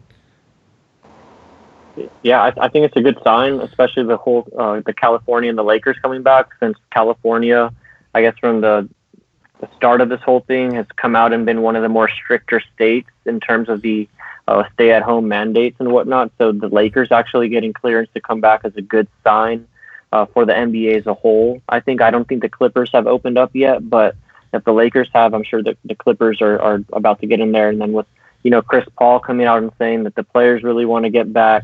I know there's been some other leagues out there. I think the Premier League said that there's a group of people or a group of players actually that didn't want to come back. I think that included Aguero from Man City. So there are some players in some sports that are still scared, but it seems like for the most part, or not scared, but they just don't want to come back. But it seems like for the most part, the NBA and their players are just itching to get back. I mean, they were entering the climax of their season. They're like 55 games through, or 51 games, I think was the number. They're getting right to the nitty gritty of their season. So I think they're eager to finish, and they want to get some closure, as LeBron has been saying. And I know we were egging on him, but it's his weight and him I don't know if this is a result of that, but I think him staying on the topic and staying and positive and saying that we're going to come back, I think it's kind of helped, and it's kept the idea of the NBA coming back alive, at least having this, or having your best player in the whole league or the face of the NBA come out and say that they still want to come back. Because at first I was surprised that LeBron was saying that, because he's such a he's a social activist. He likes to get out there and give his opinion on things when it comes to these social issues and things that are affecting the world. And I was surprised that he wanted to come back, because usually the message that was coming from the celebrities was stay at home, don't go out. And he was still saying that, but he still wanted to go out and play sports. So I thought it was a little conflicting coming from him, but hey, it's worked, and it looks like we're going to get the NBA back. So I'm all for it. Thanks, LeBron. Yeah, he's been pushing it hard even since they first asked him about, would you play with fans in the stands? He was like, there better be fans in the stands. I'm not playing with no fans in the stands. But it doesn't surprise me that LeBron's wanted to come back, and I know it had been him harping on it, because obviously the position that they're in, and it's his best chance to win a title. He's set up with the team as far as his supporting cast. It's the best that he's had in the last 3 years. So he's set up. That doesn't surprise me. It doesn't surprise me that Chris Paul comes out and talks about it. Obviously, Chris Paul wasn't even supposed to be on the playoffs this year. He didn't even know if he was going to be on the Thunder. He's LeBron's best friend. He's getting a good Christmas gift. And he's also, I think, the president of the Players Association. So if he's coming out and talking, it's another big nod, just like Roland said about LeBron. But yeah, all these players are coming out. States are starting to open. I don't expect it to happen in June, but maybe towards the end of the July, maybe the season could get back, and then we'll see if they just go straight to playoffs, if they play 5 games and then go to playoffs, because I know not all of the teams have the same amount of games played, and there's half a game separating a home court advantage in the West between the Mavs, the Jazz, and the Rockets. I know that. Or the Thunder. I agree. I think you have to kind of play out the regular season. Yeah, at least to some extent, you have to play it out, even it out. Yeah. Just give everybody the same amount of games. You don't want the players' first game being a playoff game back either. That, and it kind of erases the regular season if you just go straight to the playoffs. Because who's to say that the 7th and 8th seeds were going to hold on? What if those guys ended up losing out and they didn't make the playoffs, and you give them a pass? What if they were trending downwards and you just go straight to the? So I'm not for just jumping straight to the playoffs. I agree with what you're saying, Ben. And also, dang it, I blinked out. Go on for me. Well, I don't think that. It's all good, but I don't expect them to finish out the whole season, because I believe there was 18 games left. Yeah. I don't expect that, but a little small sample size. Let them get their groove back together, and let every team have the same number of games played. That way, everybody's record, the percentages, you know how the win percentage goes off of games played? That way, everybody's just could be the same as far as where the percentages would lie. And I think what I was going to end up finishing my point was I think there's incentives on both sides, the owner's side and the player's side to come back, because depending on how big this revenue hit is, we could see an effect, beyond this season in terms of my vocabulary is failing me right now, but the salary cap is going to be shrunk next year. It's going to be less than, it'll shrink next year depending on the revenue hit that they take. So it behooves both the owners and the players to get back. I think starting this week, 25% of player checks are going to be held back. And there seems to be a little bit of goodwill on both sides, but I think that's only because they're both working towards, coming back and playing and salvaging some of that potential money lost. So, I think we're going to end up seeing NBA back. I know we were steadfast in saying that there wouldn't be any NBA, but we were wrong. Things progressed very quickly over the last week. It's funny how the narrative has changed. And it wasn't just only our narrative. It's just the whole media's narrative towards the NBA as the decisions are starting to be made. It was the UFC having successful events, man. I'm telling you, it kickstarted everything. It's hard to say no against that. It's these athletes are able to wrestle, rub bodies against each other. They got tested. And did you see the number of tests the UFC did? I thought the number was going to be a lot less. They ended up doing like 1,100 tests. That 15,000 tests is not so far off to think about then. Yeah, and that swab that the one thing I will say is that swab that they were sticking down their nose for Dana's third test before the Saturday card, it did get a lot smaller. Before it looked like it was a damn foot long. Yeah, it's because there's different companies making these tests. I believe. Okay. Yeah, that makes sense. Then that makes sense. Yeah. Well, yeah, man, it's definitely interesting as far as that goes. I mean, just curious. Have you all seen? It'll end up being the commissioner's decision. Sorry to cut you off, Justin. No, go ahead. I think all the players obviously are speaking up, letting the commissioner know where they stand. I know they had the call, but obviously it's going to end up coming down to the commissioner. He is a very player-friendly commissioner too. I know nobody really has problems with Adam Silver. So it makes sense for everybody for the season, obviously, to come back. It's just can they realistically, handle everything that comes with bringing the season back and having the playoffs. Yeah. Just curious, Roland, you mentioned Sergio Aguero being actively against coming back to the Premier League. Have you guys seen anybody on the NBA side actively say, I don't want to come back this season? No, I don't think I've seen anybody outspoken. I know the Utah Jazz, they decided to have Bogdan Bojanovic have season-ending wrist surgery, which I thought was interesting. But that's really the only thing I've seen about players not coming back. Yeah, I haven't seen a narrative from the players other than we want back. So it's just going to be interesting. We'll see what happens. I mean, when even Curry, who's representing the Warriors and their lousy-ass record, is saying they want the season to come back, not many people are saying they don't want the season to come back, and that's because the Warriors don't have anything to play for. They got to pay for their new stadium that they're playing in. Yeah. So but how many games are they actually going to play? And they won't be in the playoffs to make money out of it. I think everybody just wants a champion crowned, is what it seems like to me. Plus, I think they want to get that solidified where they definitely get their number 2 pick or number 1 pick. And they gotta fulfill those TV contracts too. So that's the other thing. They got to get that TV revenue. A lot of play that we don't normally see, Yeah. Last topic with the NBA is these Last Dance episodes that just finished. First thing we want to talk about is Channing Frye saying people wouldn't want to play with Michael Jordan. What do y'all think about that? People not wanting to play with one of the greatest of all times? I was going to say I hadn't heard that since it's all I've ever heard is people don't want to play with James Harden, but to think people didn't want to play with Michael Jordan, I mean, they're winning championships. I don't see why they wouldn't want to play with Michael Jordan.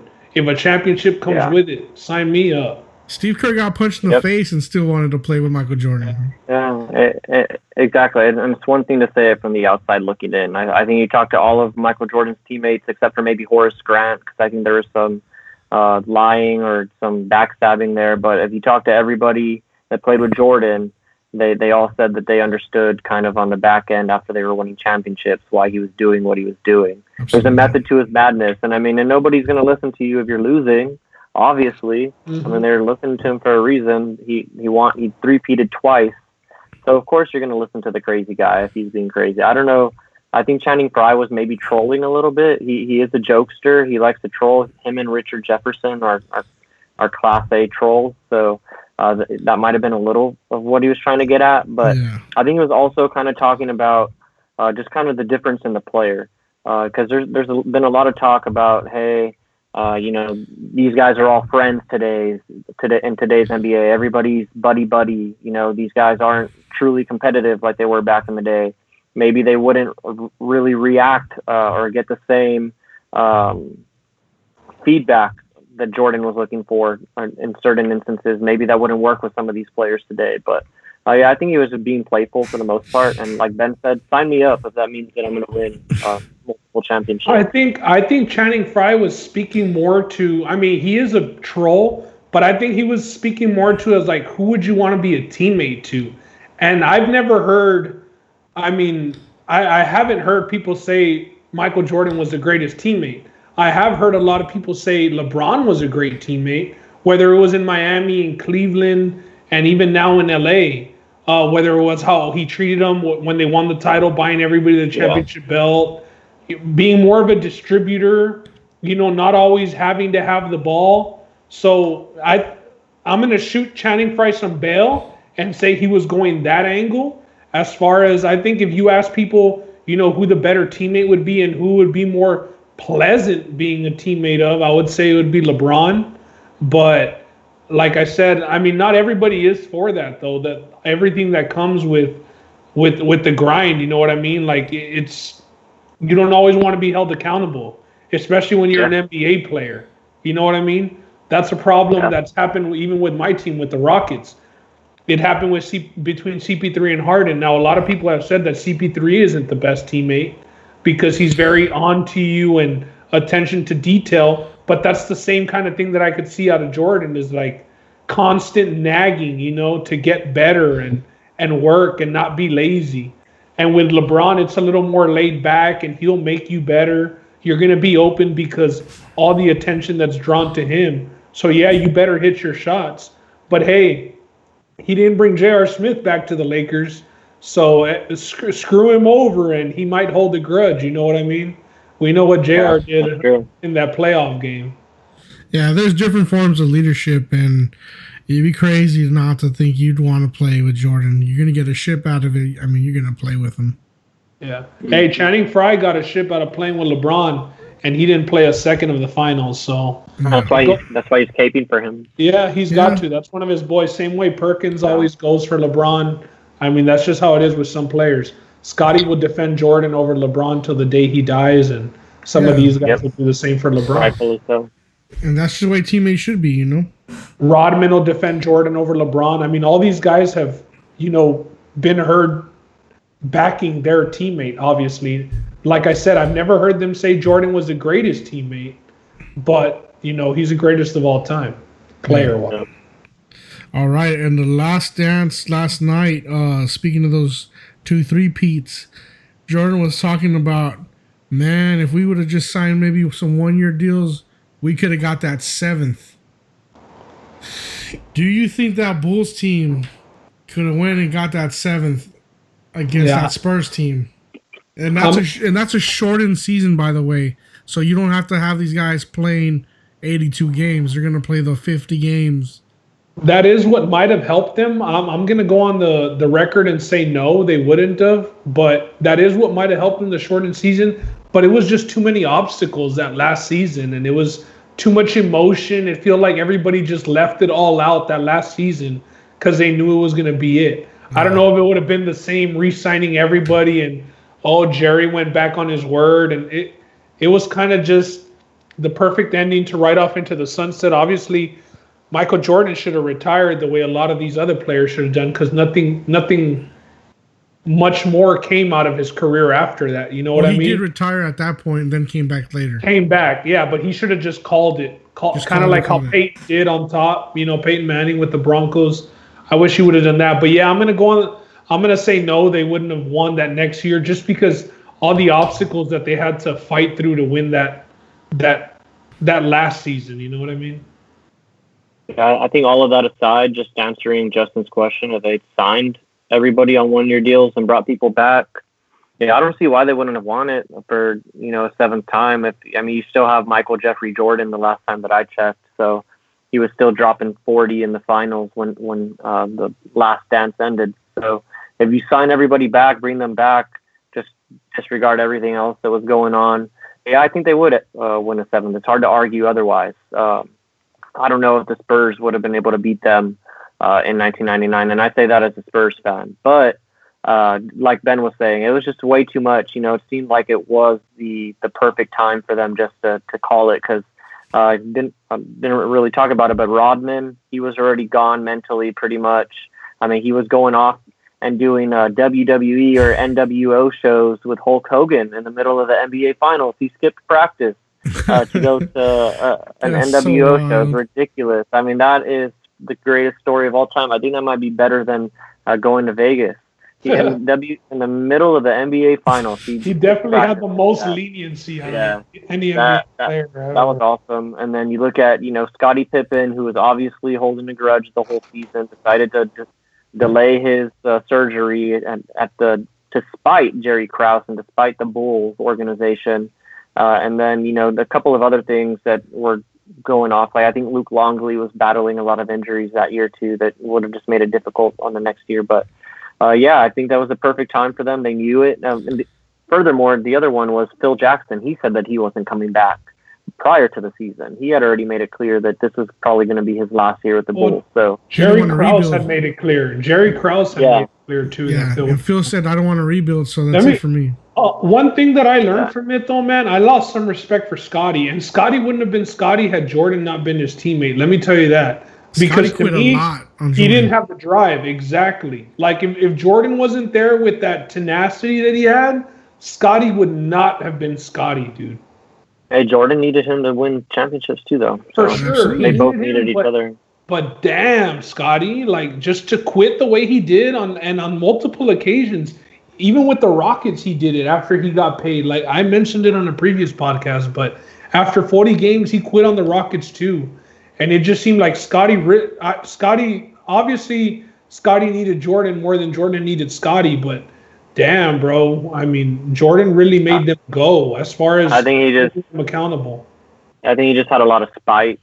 And I don't know if he had, anybody to be mad at but himself for signing a bad contract, but it just seemed like, the whole money thing was starting to eat at him. And you look at what he did after the Bulls, he just signed big money contracts. He got paid with the Lakers.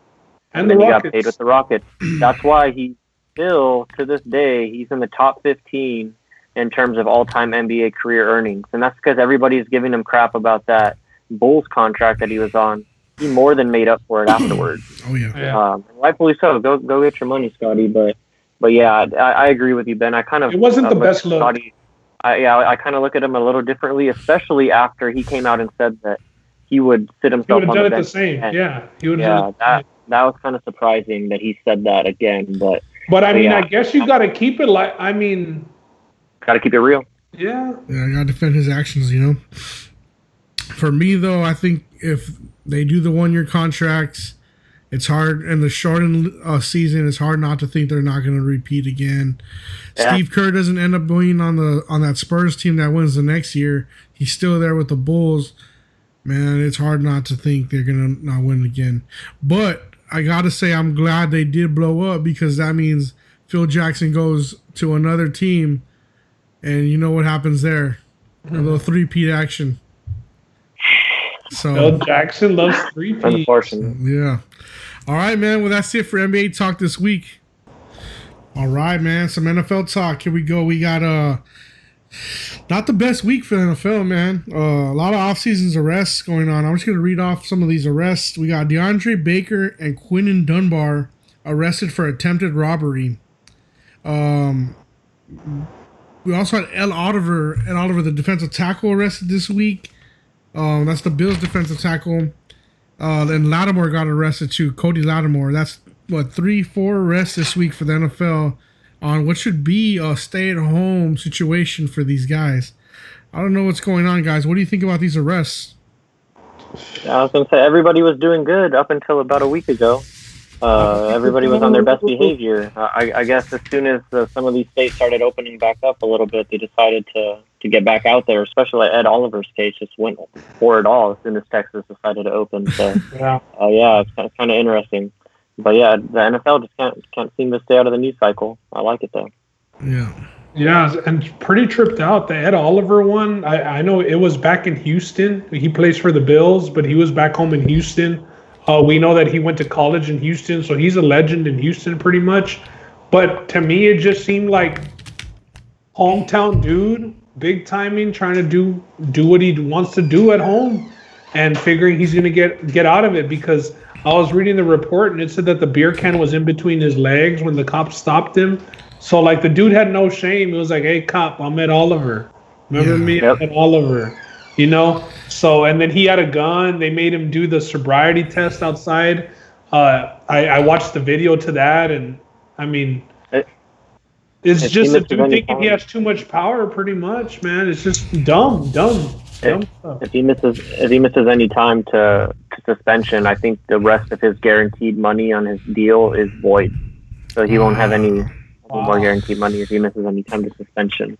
Yeah, I know the Dunbar one is tricky also, at a party that they rob people. I know my brother's been sending me updates trying to clear Dunbar's name, like if he's his attorney. I want to know how much your retainer is, Leo. God, I thought it was hilarious.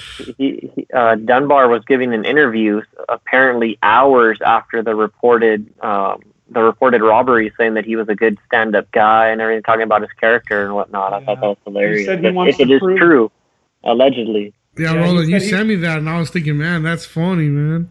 He said he wants to prove his character on the field to the Seahawks. But, I mean, brother, just your play on the field doesn't excuse everything you do off the field. Now, like I said, my brother's been keeping me updated, and there's, like, sworn affidavits saying that he wasn't a part of it now. I don't know how much he paid them off to clear his name, but it's just a bad week for the NFL as far as headlines with the law. They were doing good, though. They were doing good. Yeah. All right, man. Well, enough with that. Let's get into some free agency. This week, Ty Montgomery, the ex-Packer, signed with the Saints. Harris, the Viking safety, he signed a franchise deal worth $11 million. And now the Vikings are working on signing Dalvin Cook.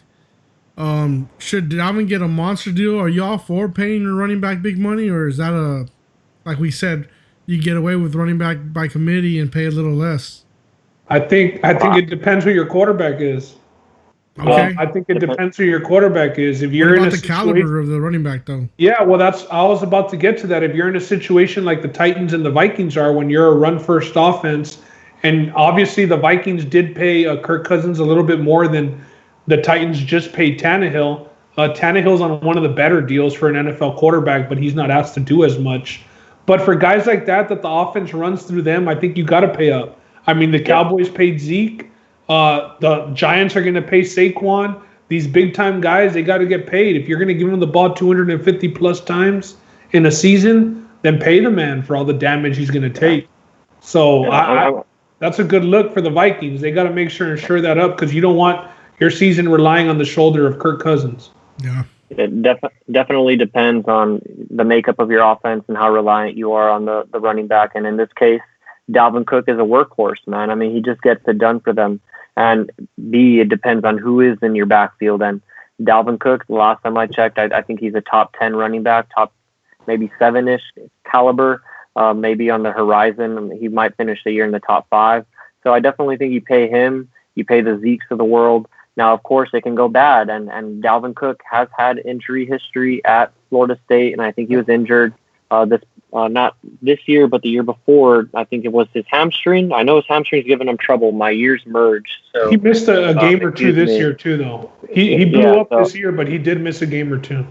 Okay, so because I know I had him on fantasy one of these last 2 years. It must have been the year before, where he had a really bad hamstring injury. So he does have injury history. So I was going to say that big contract to the running back can turn bad, like a la Todd Gurley, and you end up on a different team in a couple of years. But the teams are pretty smart in structuring these deals to where they get out of it before they pay the really big money if it's not coming to fruition. So yeah, depending on how you structure the deal and whatnot, pay Dalvin Cook. I think he's worth the money, and especially like Ben alluded to, I think Kirk Cousins more than anything needs a guy like Dalvin Cook to kind of take the pressure off of him, because Kirk Cousins, we'll talk about quarterbacks a little bit later, but I think Kirk Cousins had one of the better years of his career, and that's because he threw, I think, the least amount of passes that he's thrown in the past, like 5 years at least. He threw the ball under 500 times, and a lot of that is because they had a workhorse in Dalvin Cook, so he helps pay him. Yep. Yeah. I agree. As far as the Montgomery signing, not the biggest signing, but Montgomery will end up on some people's fantasy rosters like he does every year. Just a utility guy. Week 8, you'll be scrambling for a waiver wire guy to flex, and it's going to be Montgomery with the Saints. Hey, at least now he's with a high-powered offense. At least now an offense that might get him in the end zone. That's what I'll say about that. I'm with you on that. All right, man. This week, Aaron Rodgers said he was excited to help the new draftee, Jordan Love. Is Favre trying to Rodgers trying to learn from the Favre situation here? He's trying to be a little different. I think so, and I'm glad he came out and said that. I know that was one of the drafts that we were kind of questioning, and the whole, hey, you had a 13-3 team and you didn't go out and get better for the next year. You didn't go out and help your football team immediately. But, Aaron Rodgers, he said all the right things in terms of, he said, hey, I know the Packers are always looking for the future. And then B, he said, Jordan Love, it's not his fault. He's not the guy that, made the phone call and drafted him. He got drafted. So with that said, I'm going to do my best to help him out. And I'm going to do my best to try and take him under my wing and, show him what I need to show him. But he also did say, and he was really smart about the way he was saying this, but he did say, I do plan on playing into my 40s, and I'm not sure how all of this aligns. So he already knows what's coming, but I'm glad that he came out and said that, hey, I'm not taking anything out on Jordan Love. I'm not going to be a complete dick to him and do kind of what Favre did to me and say that it's not my job to teach him. But, I'm glad he's learning from his experiences as a rookie himself. Learning from experiences, and he's got a good PR guy. I'm not buying it. I'm not buying it. If you just got your team to the NFC Championship game and they drafted a quarterback instead of drafting you a receiver to get you over the NFC Championship game, now they're telling you, hey, buddy, your retirement isn't going to be here. We spent first round capital on this guy. They might have even traded up to get him. Didn't they trade? They did. They weren't even in the first round. They traded with the Patriots to get him. This is a big sign towards Aaron Rodgers. Yeah, I'll help him. Fine. Now I'm looking out for myself too. I think him in his head now he's saying, okay, what's my exit strategy? They just started making me think about my exit strategy. We've seen Brady leave the Patriots and go play with the Bucs. Obviously, Aaron Rodgers had beef with McCarthy. Now it's a new coach there. And damn, if you want to rub Aaron Rodgers the wrong way, I'm not saying it was all up to the coach, but go get a quarterback, bro. Definitely not a guy who needed uncertainty at the level that he's still playing at and where he had that team. I think that he did say the right things. Hopefully he helps the guy out. All I've heard from Aaron Rodgers is that he's more of a prick. So I haven't heard too many good stories unless Danica Patrick is telling it. But because his family won't even give you good stories, bro. I mean, they all have non-disclosures. They can't even talk about him. So I'm not buying it. Yeah, Aaron Rodgers definitely, a smug guy to say the least. Easy to rub the wrong way, but at least, just coming out, like Ben said, sure, he probably does have a good PR guy. But again, I just like a guy, a veteran in this league, just coming out and, saying, hey, I'm not taking anything out on this rookie. I'm going to do whatever I can to help him, knowing, like you said, hey, his time in Green Bay or his days are numbered for all intents and purposes. He said he wants to play into his 40s. He's, 35 right now, 36? So that's obviously not going to happen in Green Bay if he wants to play. He's shown that he can play into his 40s. That's what we've been able to see from him, bro. Give him the weapons that Brady now has in Tampa Bay. Imagine if it was Rodgers to Tampa Bay instead of Brady. I think the Buccaneers would be the favorite to win the Super Bowl if Aaron Rodgers was in Tampa Bay instead of Brady with those weapons. So Aaron Rodgers, his exit strategy is now in play. It's going to be interesting. Let's see where he ends up, man. Hey, Peyton Manning left the Colts, Brady left the Patriots, and now we know Aaron Rodgers is going to leave the Packers. All right. Keeping it with quarterback talk, this week Stephen Jones said Dak Prescott's contract is the elephant in the room. Man, so, I mean, they're just making it uncomfortable at this point. They're just saying, hey, this is the focus of our team right now. Dak's horrible deal. I wish they would just stop talking about it. Personally, I'm a Cowboys fan, and each time the Cowboys come out and talk about this, specifically Stephen Jones, it just gets cringier and cringier each time. And I'm just saying this from a Cowboys fan perspective. Calling it the elephant in the room, everybody knows that. Like, there's no need to be coming out and saying that kind of stuff. I had more problem with what he said about the percentage of the cap being allotted to a quarterback and having to play that number game. I had a little bit more issue with that. But this is just that, whatever. Yeah. Real quick, I just wanted to touch on the Cook thing. 24 years old, Dalvin Cook. So as far as we're talking about the payment, I know I passed over it, but I just saw it in my notes. I mean, he's 24 years old, and this year, the last year of his rookie deal, he's making $1.3 million. So to be making that amount of money and be getting the production that they're getting, that they got out of him last year, and that they might probably, I mean, they're expecting to get this last season, they're going to have to pay the dude for his age. He's definitely got one good contract left in him at least, I would say. If you're touching the ball over 300 times, yeah, you definitely need to get paid. But yeah, on the whole Dak thing too, just to finish up my thought on that, it makes me feel kind of uncomfortable in terms of how it seems like the Cowboys don't really believe in Dak. Otherwise, I feel like they would have already just gotten out and gotten the deal done. It seems like there's a little bit of hesitancy. Like they almost don't think that he's a top 10 quarterback in this league or a top quarterback in this league. So it's just kind of interesting to me just listening to all the kind of different comments that are coming out of the Cowboys camp and what they could potentially mean. I know we had talked about Kirk Cousins telling him not to be scared of the tag, and I compare this a lot to the way that the Redskins were treating Cousins up to that, leading up to his contract. You know, he signed the tag. They didn't know if they wanted to commit to him. Obviously, they weren't offering him the money of being the highest paid quarterback like the Cowboys have already offered Dak, right? Dak just thinks that he's at that $40 million a year bracket, but they're putting the pressure on him, man. They're really putting the pressure on him. They have until July 15th to get that long-term deal done. I remember I had mentioned it on the podcast, but I hadn't given the exact date. So until July 15th, if they don't get a long-term deal, he's going to be playing under that tag.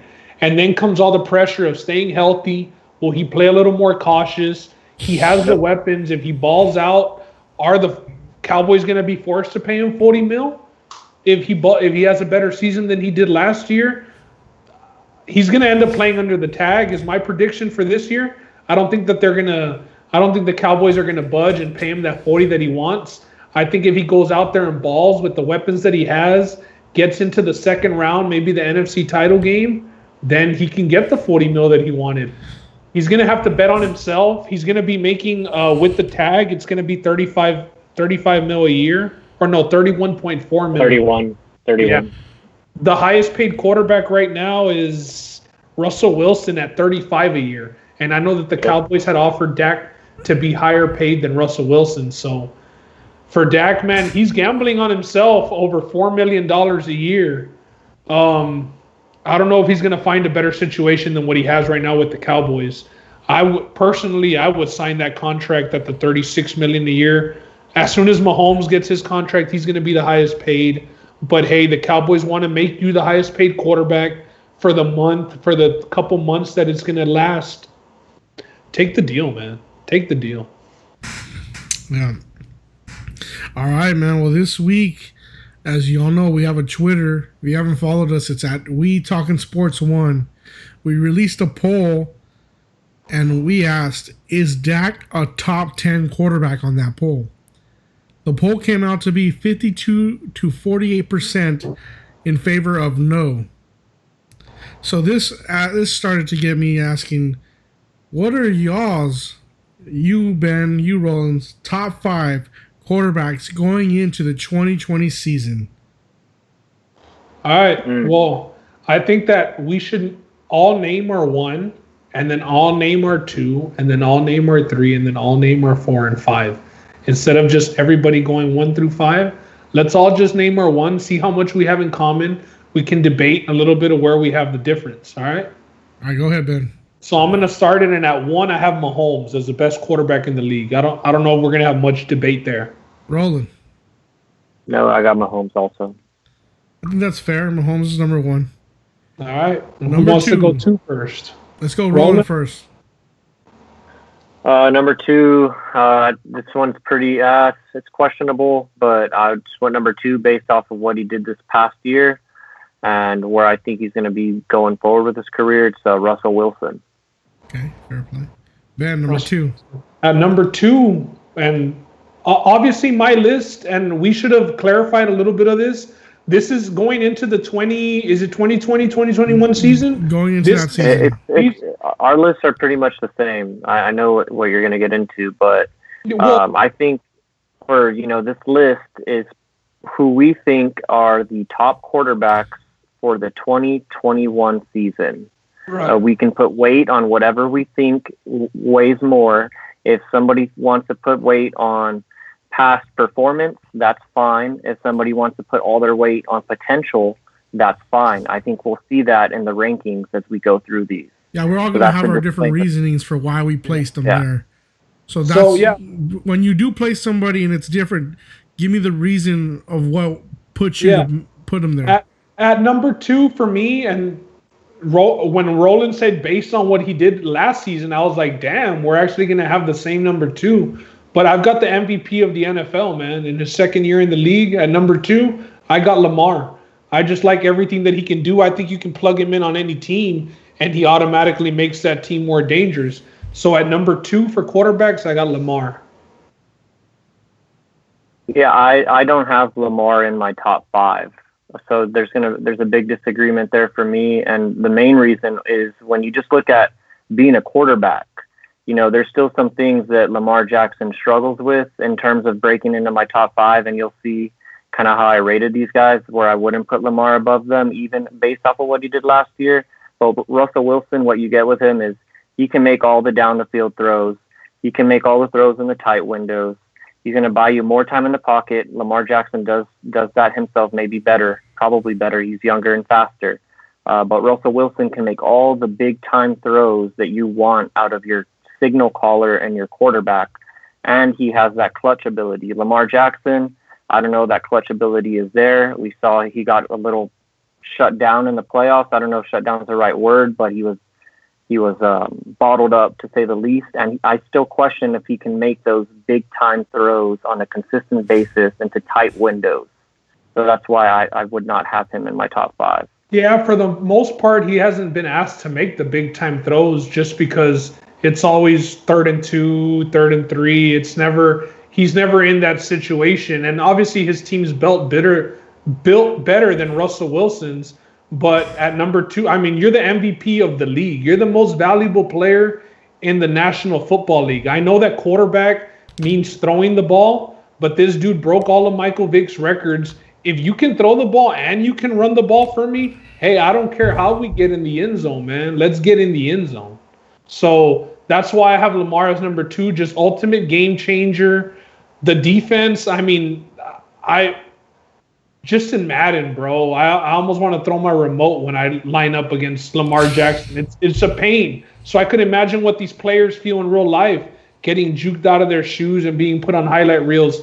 Now, I know that his playoff run didn't end too well. That's the same Titans team that went through Brady. I'm sure somebody's going to have Brady in their top 5, if not all of us.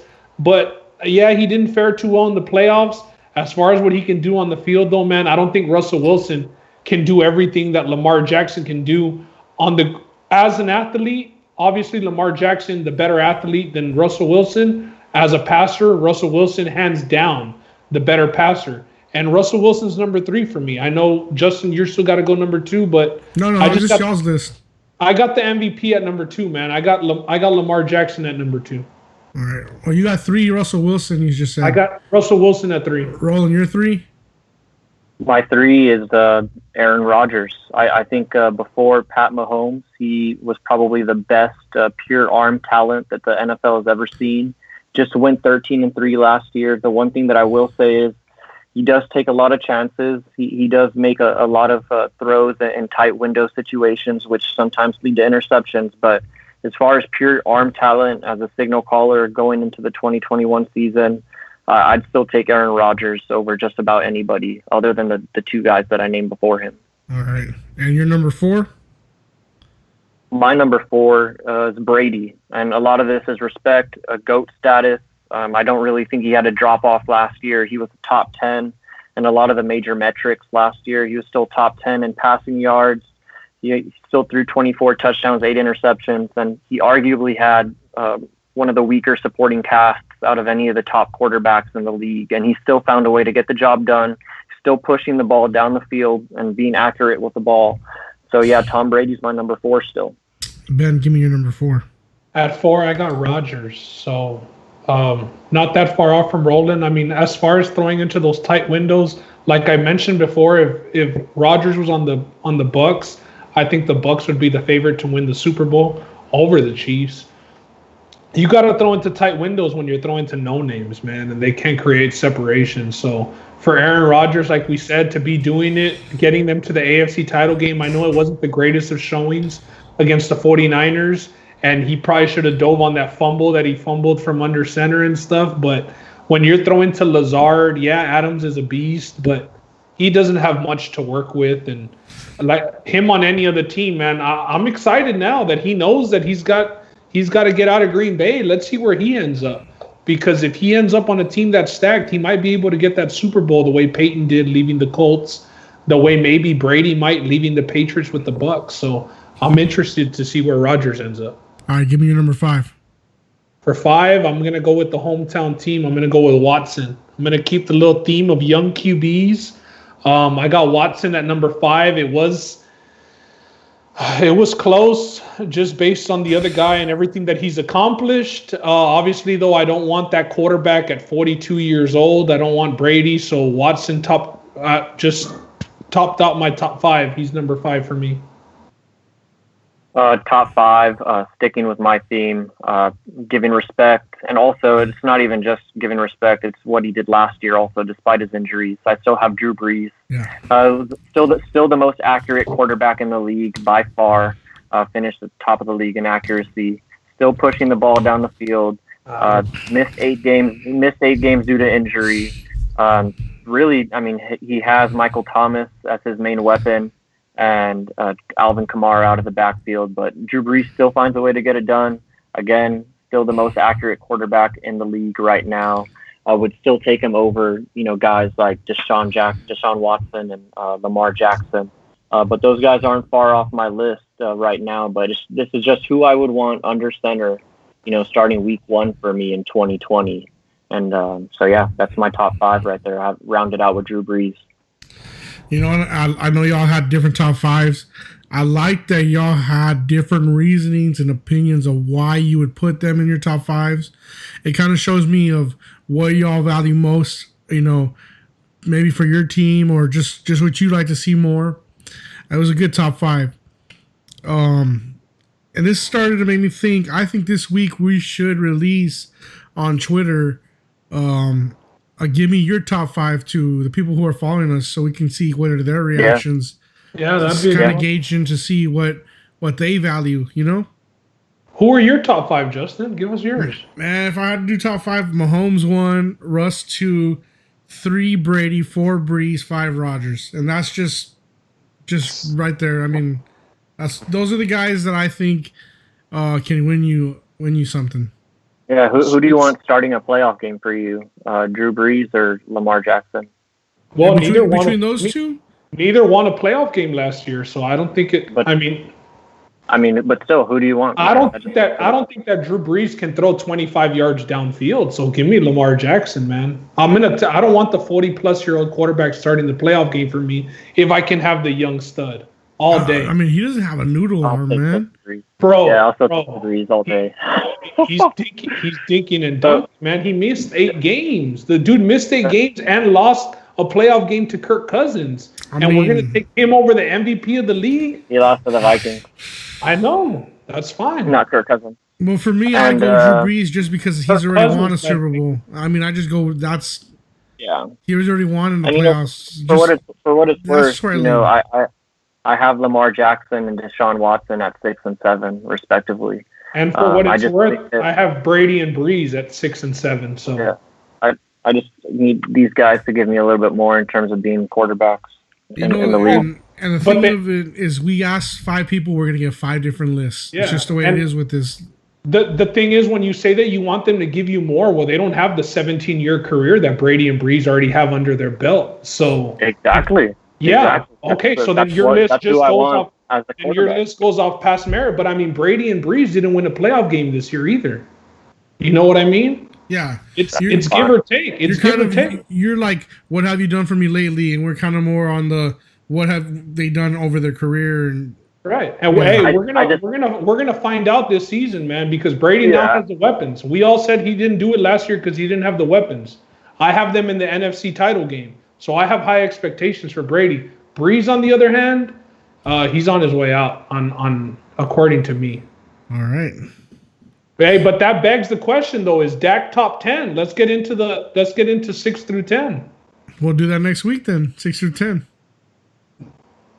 Do you have a 6 through 10 right now, Roland, or you want to wait till next week? I mean, I have 6 through 13, but we can just do it real quick. I'm not going to spend much time on it. Let's to just answer see- the There's no question. explanation. Just give me 6 through 10. Because the poll Yeah, question so is it's Dak top 10. Gotta answer. I have Lamar Jackson at number 6, the reigning MVP. Deshaun Watson, top 6 in accuracy, dual threat quarterback, at number 7. I put him above Matt Ryan. Matt Ryan's another guy that I gave a lot of weight to for what he's done in the past, even though he's been on somewhat of a decline, still thrown for over 4,000 9 years in a row. So still getting the job done to some degree.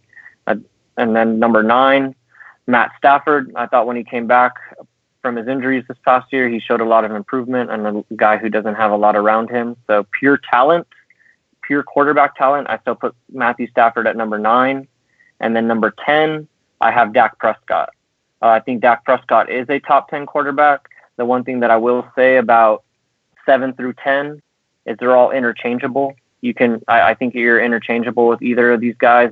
They're all in the top 10. It's just a matter of preference where you have them. That's Deshaun Watson, Matt Ryan, Matt Stafford, and Dak Prescott.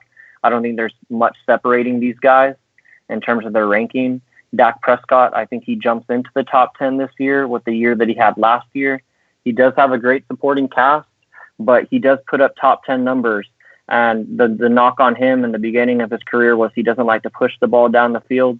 Well, he actually was in the top 10 in terms of, and I think actually top 5, if I'm not mistaken, in terms of ball carried in the air, or that whatever the statistic is for feet traveled or yards traveled in the air. Excuse me. There we go. I got my thoughts together. He was the top 3 in that category. So he is pushing the ball down the field. He is taking chances. He does kind of fall apart, or not fall apart, but doesn't show up against your top end teams. He did fall flat in a couple of big spots where his accuracy failed him, and he with about 50% completion percentage on some of the big games this year. So that's why I don't have him at a solidified number 7 or 8. But I do have him in my top 10. He puts up top 10 numbers, has a good cast, but he gets the job done, and I would rather have him over a couple of other guys in this league. Yeah. And for me at 6, I had Brady. At 7, I had Breeze. At number 8, I had Carson Wentz. At 9, I have Dak. And at 20, now this is for 2020 season, the way we see it playing out.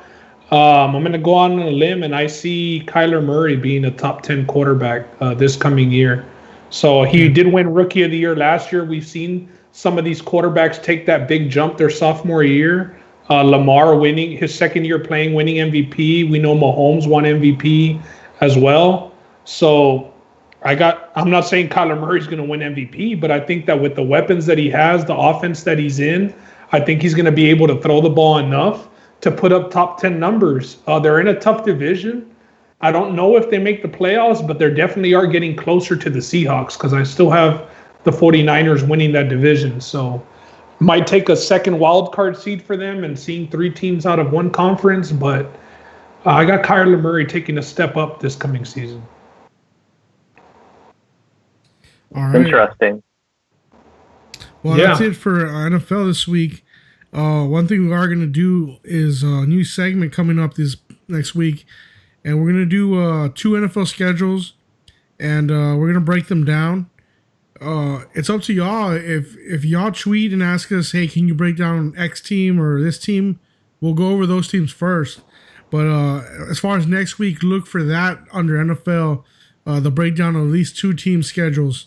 And it'll be to see if they're going to go under or over their Vegas total, because we know Vegas sets totals out for teams, so you kind of want to pick, are they going to go over or under what's expected? So from here on out on NFL, we'll just be hitting 2 team schedules every podcast. Yeah, hopefully it'll be one NFC, one AFC, just to break it down and get through them all. That would be good.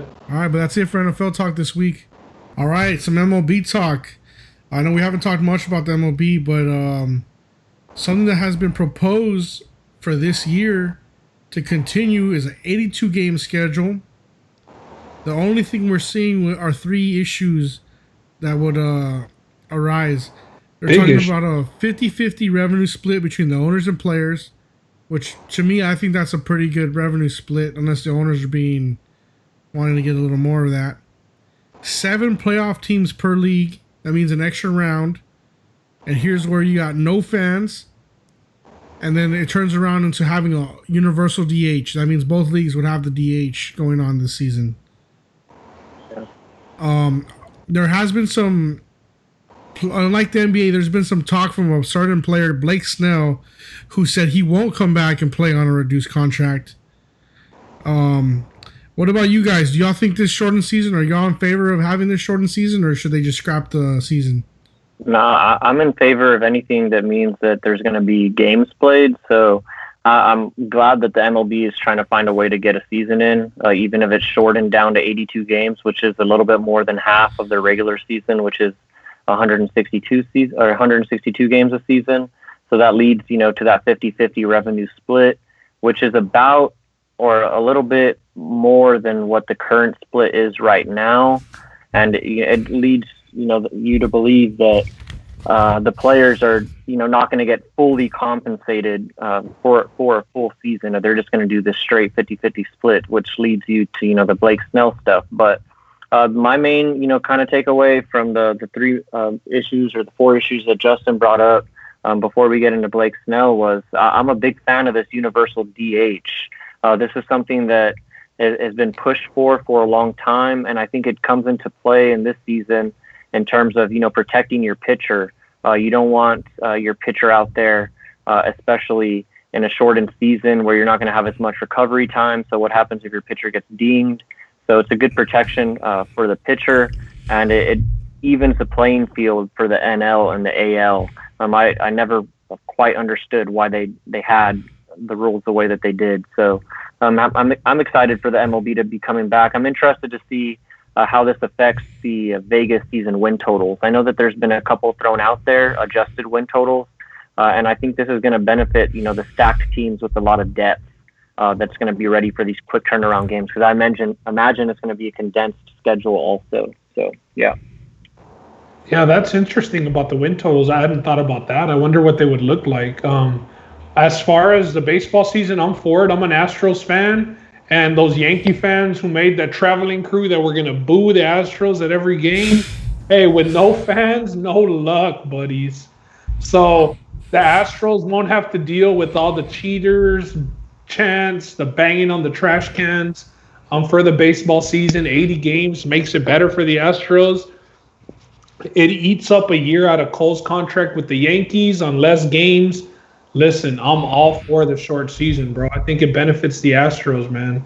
So I'm with it. As far as Blake Snell, I wouldn't want to play if they were cutting my pay. I know we didn't touch on it in NBA, but I know some of the players, most of the players' pays are going to be dipped into. But I saw that some of the stars like Curry, LeBron, a couple of other big names, none of their salary was going to be dipped into. So they were still going to be getting full pay. Those guys who were kind of like the face of the franchise. But for Blake Snell, I understand. He's not going to have to go through the grind of that 162-game season. It's only going to be 80, which pretty much cuts his starts in short. You know, he might not even start 15 games this season and make all that money that he's making. So I agree with him about having his pay cut. I wouldn't want to play for it. But it also makes sense because it'd be less wear on them, and it'd be one season off the books on their contract. I think it makes sense for Blake Snell. And again, I'm never going to tell anybody or talk about another man's money and not to, clamor for X amount of dollars that you think that you deserve. You deserve what you think you deserve, so go out and get it. But I will say that it does make sense that if you're only playing half of the game, that you only get paid half of what your contract is worth, because only half of the revenues are going to be generated. So it just only makes economic sense to do that. And I understand what Blake Snell is saying about, hey, I'm going out and taking a risk. But buddy, the last time that I checked, you're not the one taking people's temperatures, and you're not the one in the hospital. You're playing baseball. You're a pitcher. You're going to be fine. You're not taking a crazy likely risk, or at least I don't think you are. If I'm wrong and I'm speaking out of turn, my bad. But you're not out there. You're not a frontline worker. You're going to go out and play baseball. So let's calm down a little bit, Blake Snell, with the whole, risking your life thing. But I definitely see why somebody wouldn't want their contract slashed in half. But to give you the flip side, Carlos Correa, he also has a contract and gets paid by the MLB. He's a player on the Astros. He came out and said that he thought that it was, he understands where Blake Snell is coming from, but he thought that it was fair, that if you're only playing 50% of the games, that you only get paid 50% of your contract. You can't expect to get paid the whole money when there's going to be no fans. I mean, not all the games are going to be on TV. But if come on, Blake Snell, you're not a first responder. Hey, Stipe's a first responder. Y'all aren't cutting him any slack. That's a good tie-in. I give you props. That's a good tie-in. You had to go there, man. Give my boy Stipe some slack, not props. You might be Stipe's biggest fan here, man. I swear. Nah, I'm not his biggest fan. I just, that's the baddest division to defend the belt in, bro. Oh, you're right. I just understand a little more. When DC was doing this, I was saying the same thing y'all were saying. When DC was the one holding out, because I'm not a fan of DC. But as far as baseball, I think it's going to be played. They're definitely behind all the other sports, though. I'll say that. Their season was on track to start, and they're behind the NFL. They're behind the NBA. They're just reacting, I think, to every other sport. Well, it's crazy, though. Go ahead, Justin. I was going to say, yeah, they may be behind, but with the schedule length of the MLB, I mean, they're going to just fine as far as they have a lot more length and schedule that they're going to be fine. And I know, different states and, the United States is a different country altogether from Korea, but there are other baseball leagues going out. So, there is a formula for baseball to be played under these conditions. It's the least contact sport, Roland. It's the least contact. Yeah. They should be ahead of the game, Korea's playing. That's what I'm saying, though. They're way behind the 8 ball here because it's the least contact. And I think that we might have NBA before we have baseball. That would be sad for the baseball, but who knows? Hey, just a little fun fact, just because we're talking about Korea coming back with their baseball program. I don't know if you saw, and I'm not 100% if this was a troll post or a real post, but someone said on Twitter that Korea, they have little fans in the stands. Apparently, they accidentally were putting sex dolls in the stands. I don't know if that's true or what. Well, but it was like a reputable thing. Those games are broadcasted on ESPN, so if it happened, I'm sure there's screenshots of it. Yeah, I'm gonna go look up afterwards because that's gonna be funny if that happened. And they actually have cheerleaders there too. Yeah, even they though did. there's no fans in this night. I thought that was weird. So yeah. Go Korea though. I'm taking some of those baseball games on the Twins night. I'm going tailgate. I'm nervous about that. It's just, out of country sports, it's hard for me to bet on. Well, that's pretty much it for MLB, man. Anything y'all want to cover that you think we missed here today? I don't know if we missed anything in particular. Let me just circle back real quick. I just want to look at one thing in UFC, if there's something that I wanted to talk about. All right, while Roland's looking at that, I just want to promote our Twitter again. Yep. At We Talking Sports 1. Look out for that top 5 quarterback posts. We want your reactions. We want to see what y'all think. So be looking out for that this week. We might have some Cowboys fans from Twitter with Dak in the top 5, bro. I know a guy. Hey, we'll I don't see. think we missed And I anything. want to see their explanation if they have reasoning and why. I mean, Everybody's got the reasons. Fantasy football wise, Dak was top 5, so that might be what The main reason why I kept him where I did and I didn't move him up into the top 5 is because I thought that he fell flat in big games. The end of the season against the Eagles. Yeah. I think this year we played New England this past year. I didn't do too good there. So that's the main reason why I had him lower on my list. I still think he's a top 10 quarterback, though, all things aside. Just didn't have him up higher. He is. But at the money that he's wanting to get paid, I mean, we kind of did the list because he's wanting top 5 money. They're wanting to pay him as the top paid quarterback. And the dude's saying no. You know what I mean? When there's clearly 5 guys ahead of him. And I think the one thing that we didn't touch on, and we missed, I don't think this factor has been brought up in terms of his contract talk. I think another factor that's there is the fact that he wants a shorter term deal. He's looking at maybe getting a 3-year deal, kind of similar to what Kirk Cousins got. That way he can set himself up for another big contract. Wow. He doesn't want to get tied into another 5-year deal. He's trying to go shorter term so he can reset again. A bigger deal later on. Exactly. So I know the thing for the Texans when they were signing Tunsil, usually you want to sign those guys to 5-6-year deals, offensive tackles. But our deal with him was only a 3-year deal. But this season he is playing on we exercised his rookie option. So it kind of, the 3 years don't go into effect until after this year. So it's kind of like a 4-year deal in a way. I don't know if that's available for Dak, but obviously he's still on his rookie contract. So that would be a thing too. You know what I mean? Yeah. We'll see, but they have till July 15th. That'll definitely be something to watch. And if he plays on the tag, a lot of other things come into play during the season. Yeah. 31 million is not bad though to be on the tag. Yeah, it's not. But when they're offering you 36 and you're saying no, Yeah. But that's it for episode 5, right? That's it for episode 5. Yeah, And we talking about sports, man. Nice. All right. Just like I said, look for us on Twitter. You can get us on all the podcast formats that you follow. We're on every platform now.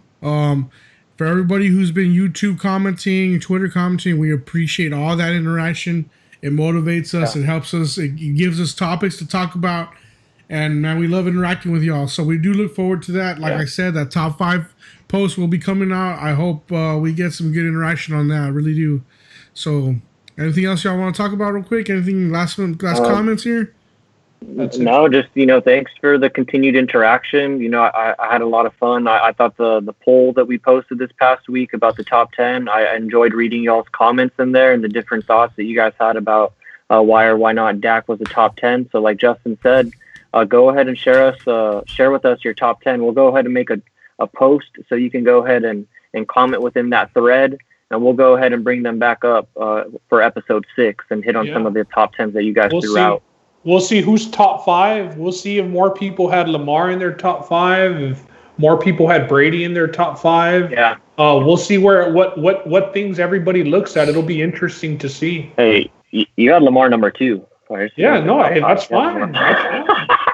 No, I know. Standing behind it. Like, you had a number 2. That's fine. Just like he's going to be the number 2 fantasy quarterback drafted, the exact same way. He's number 2.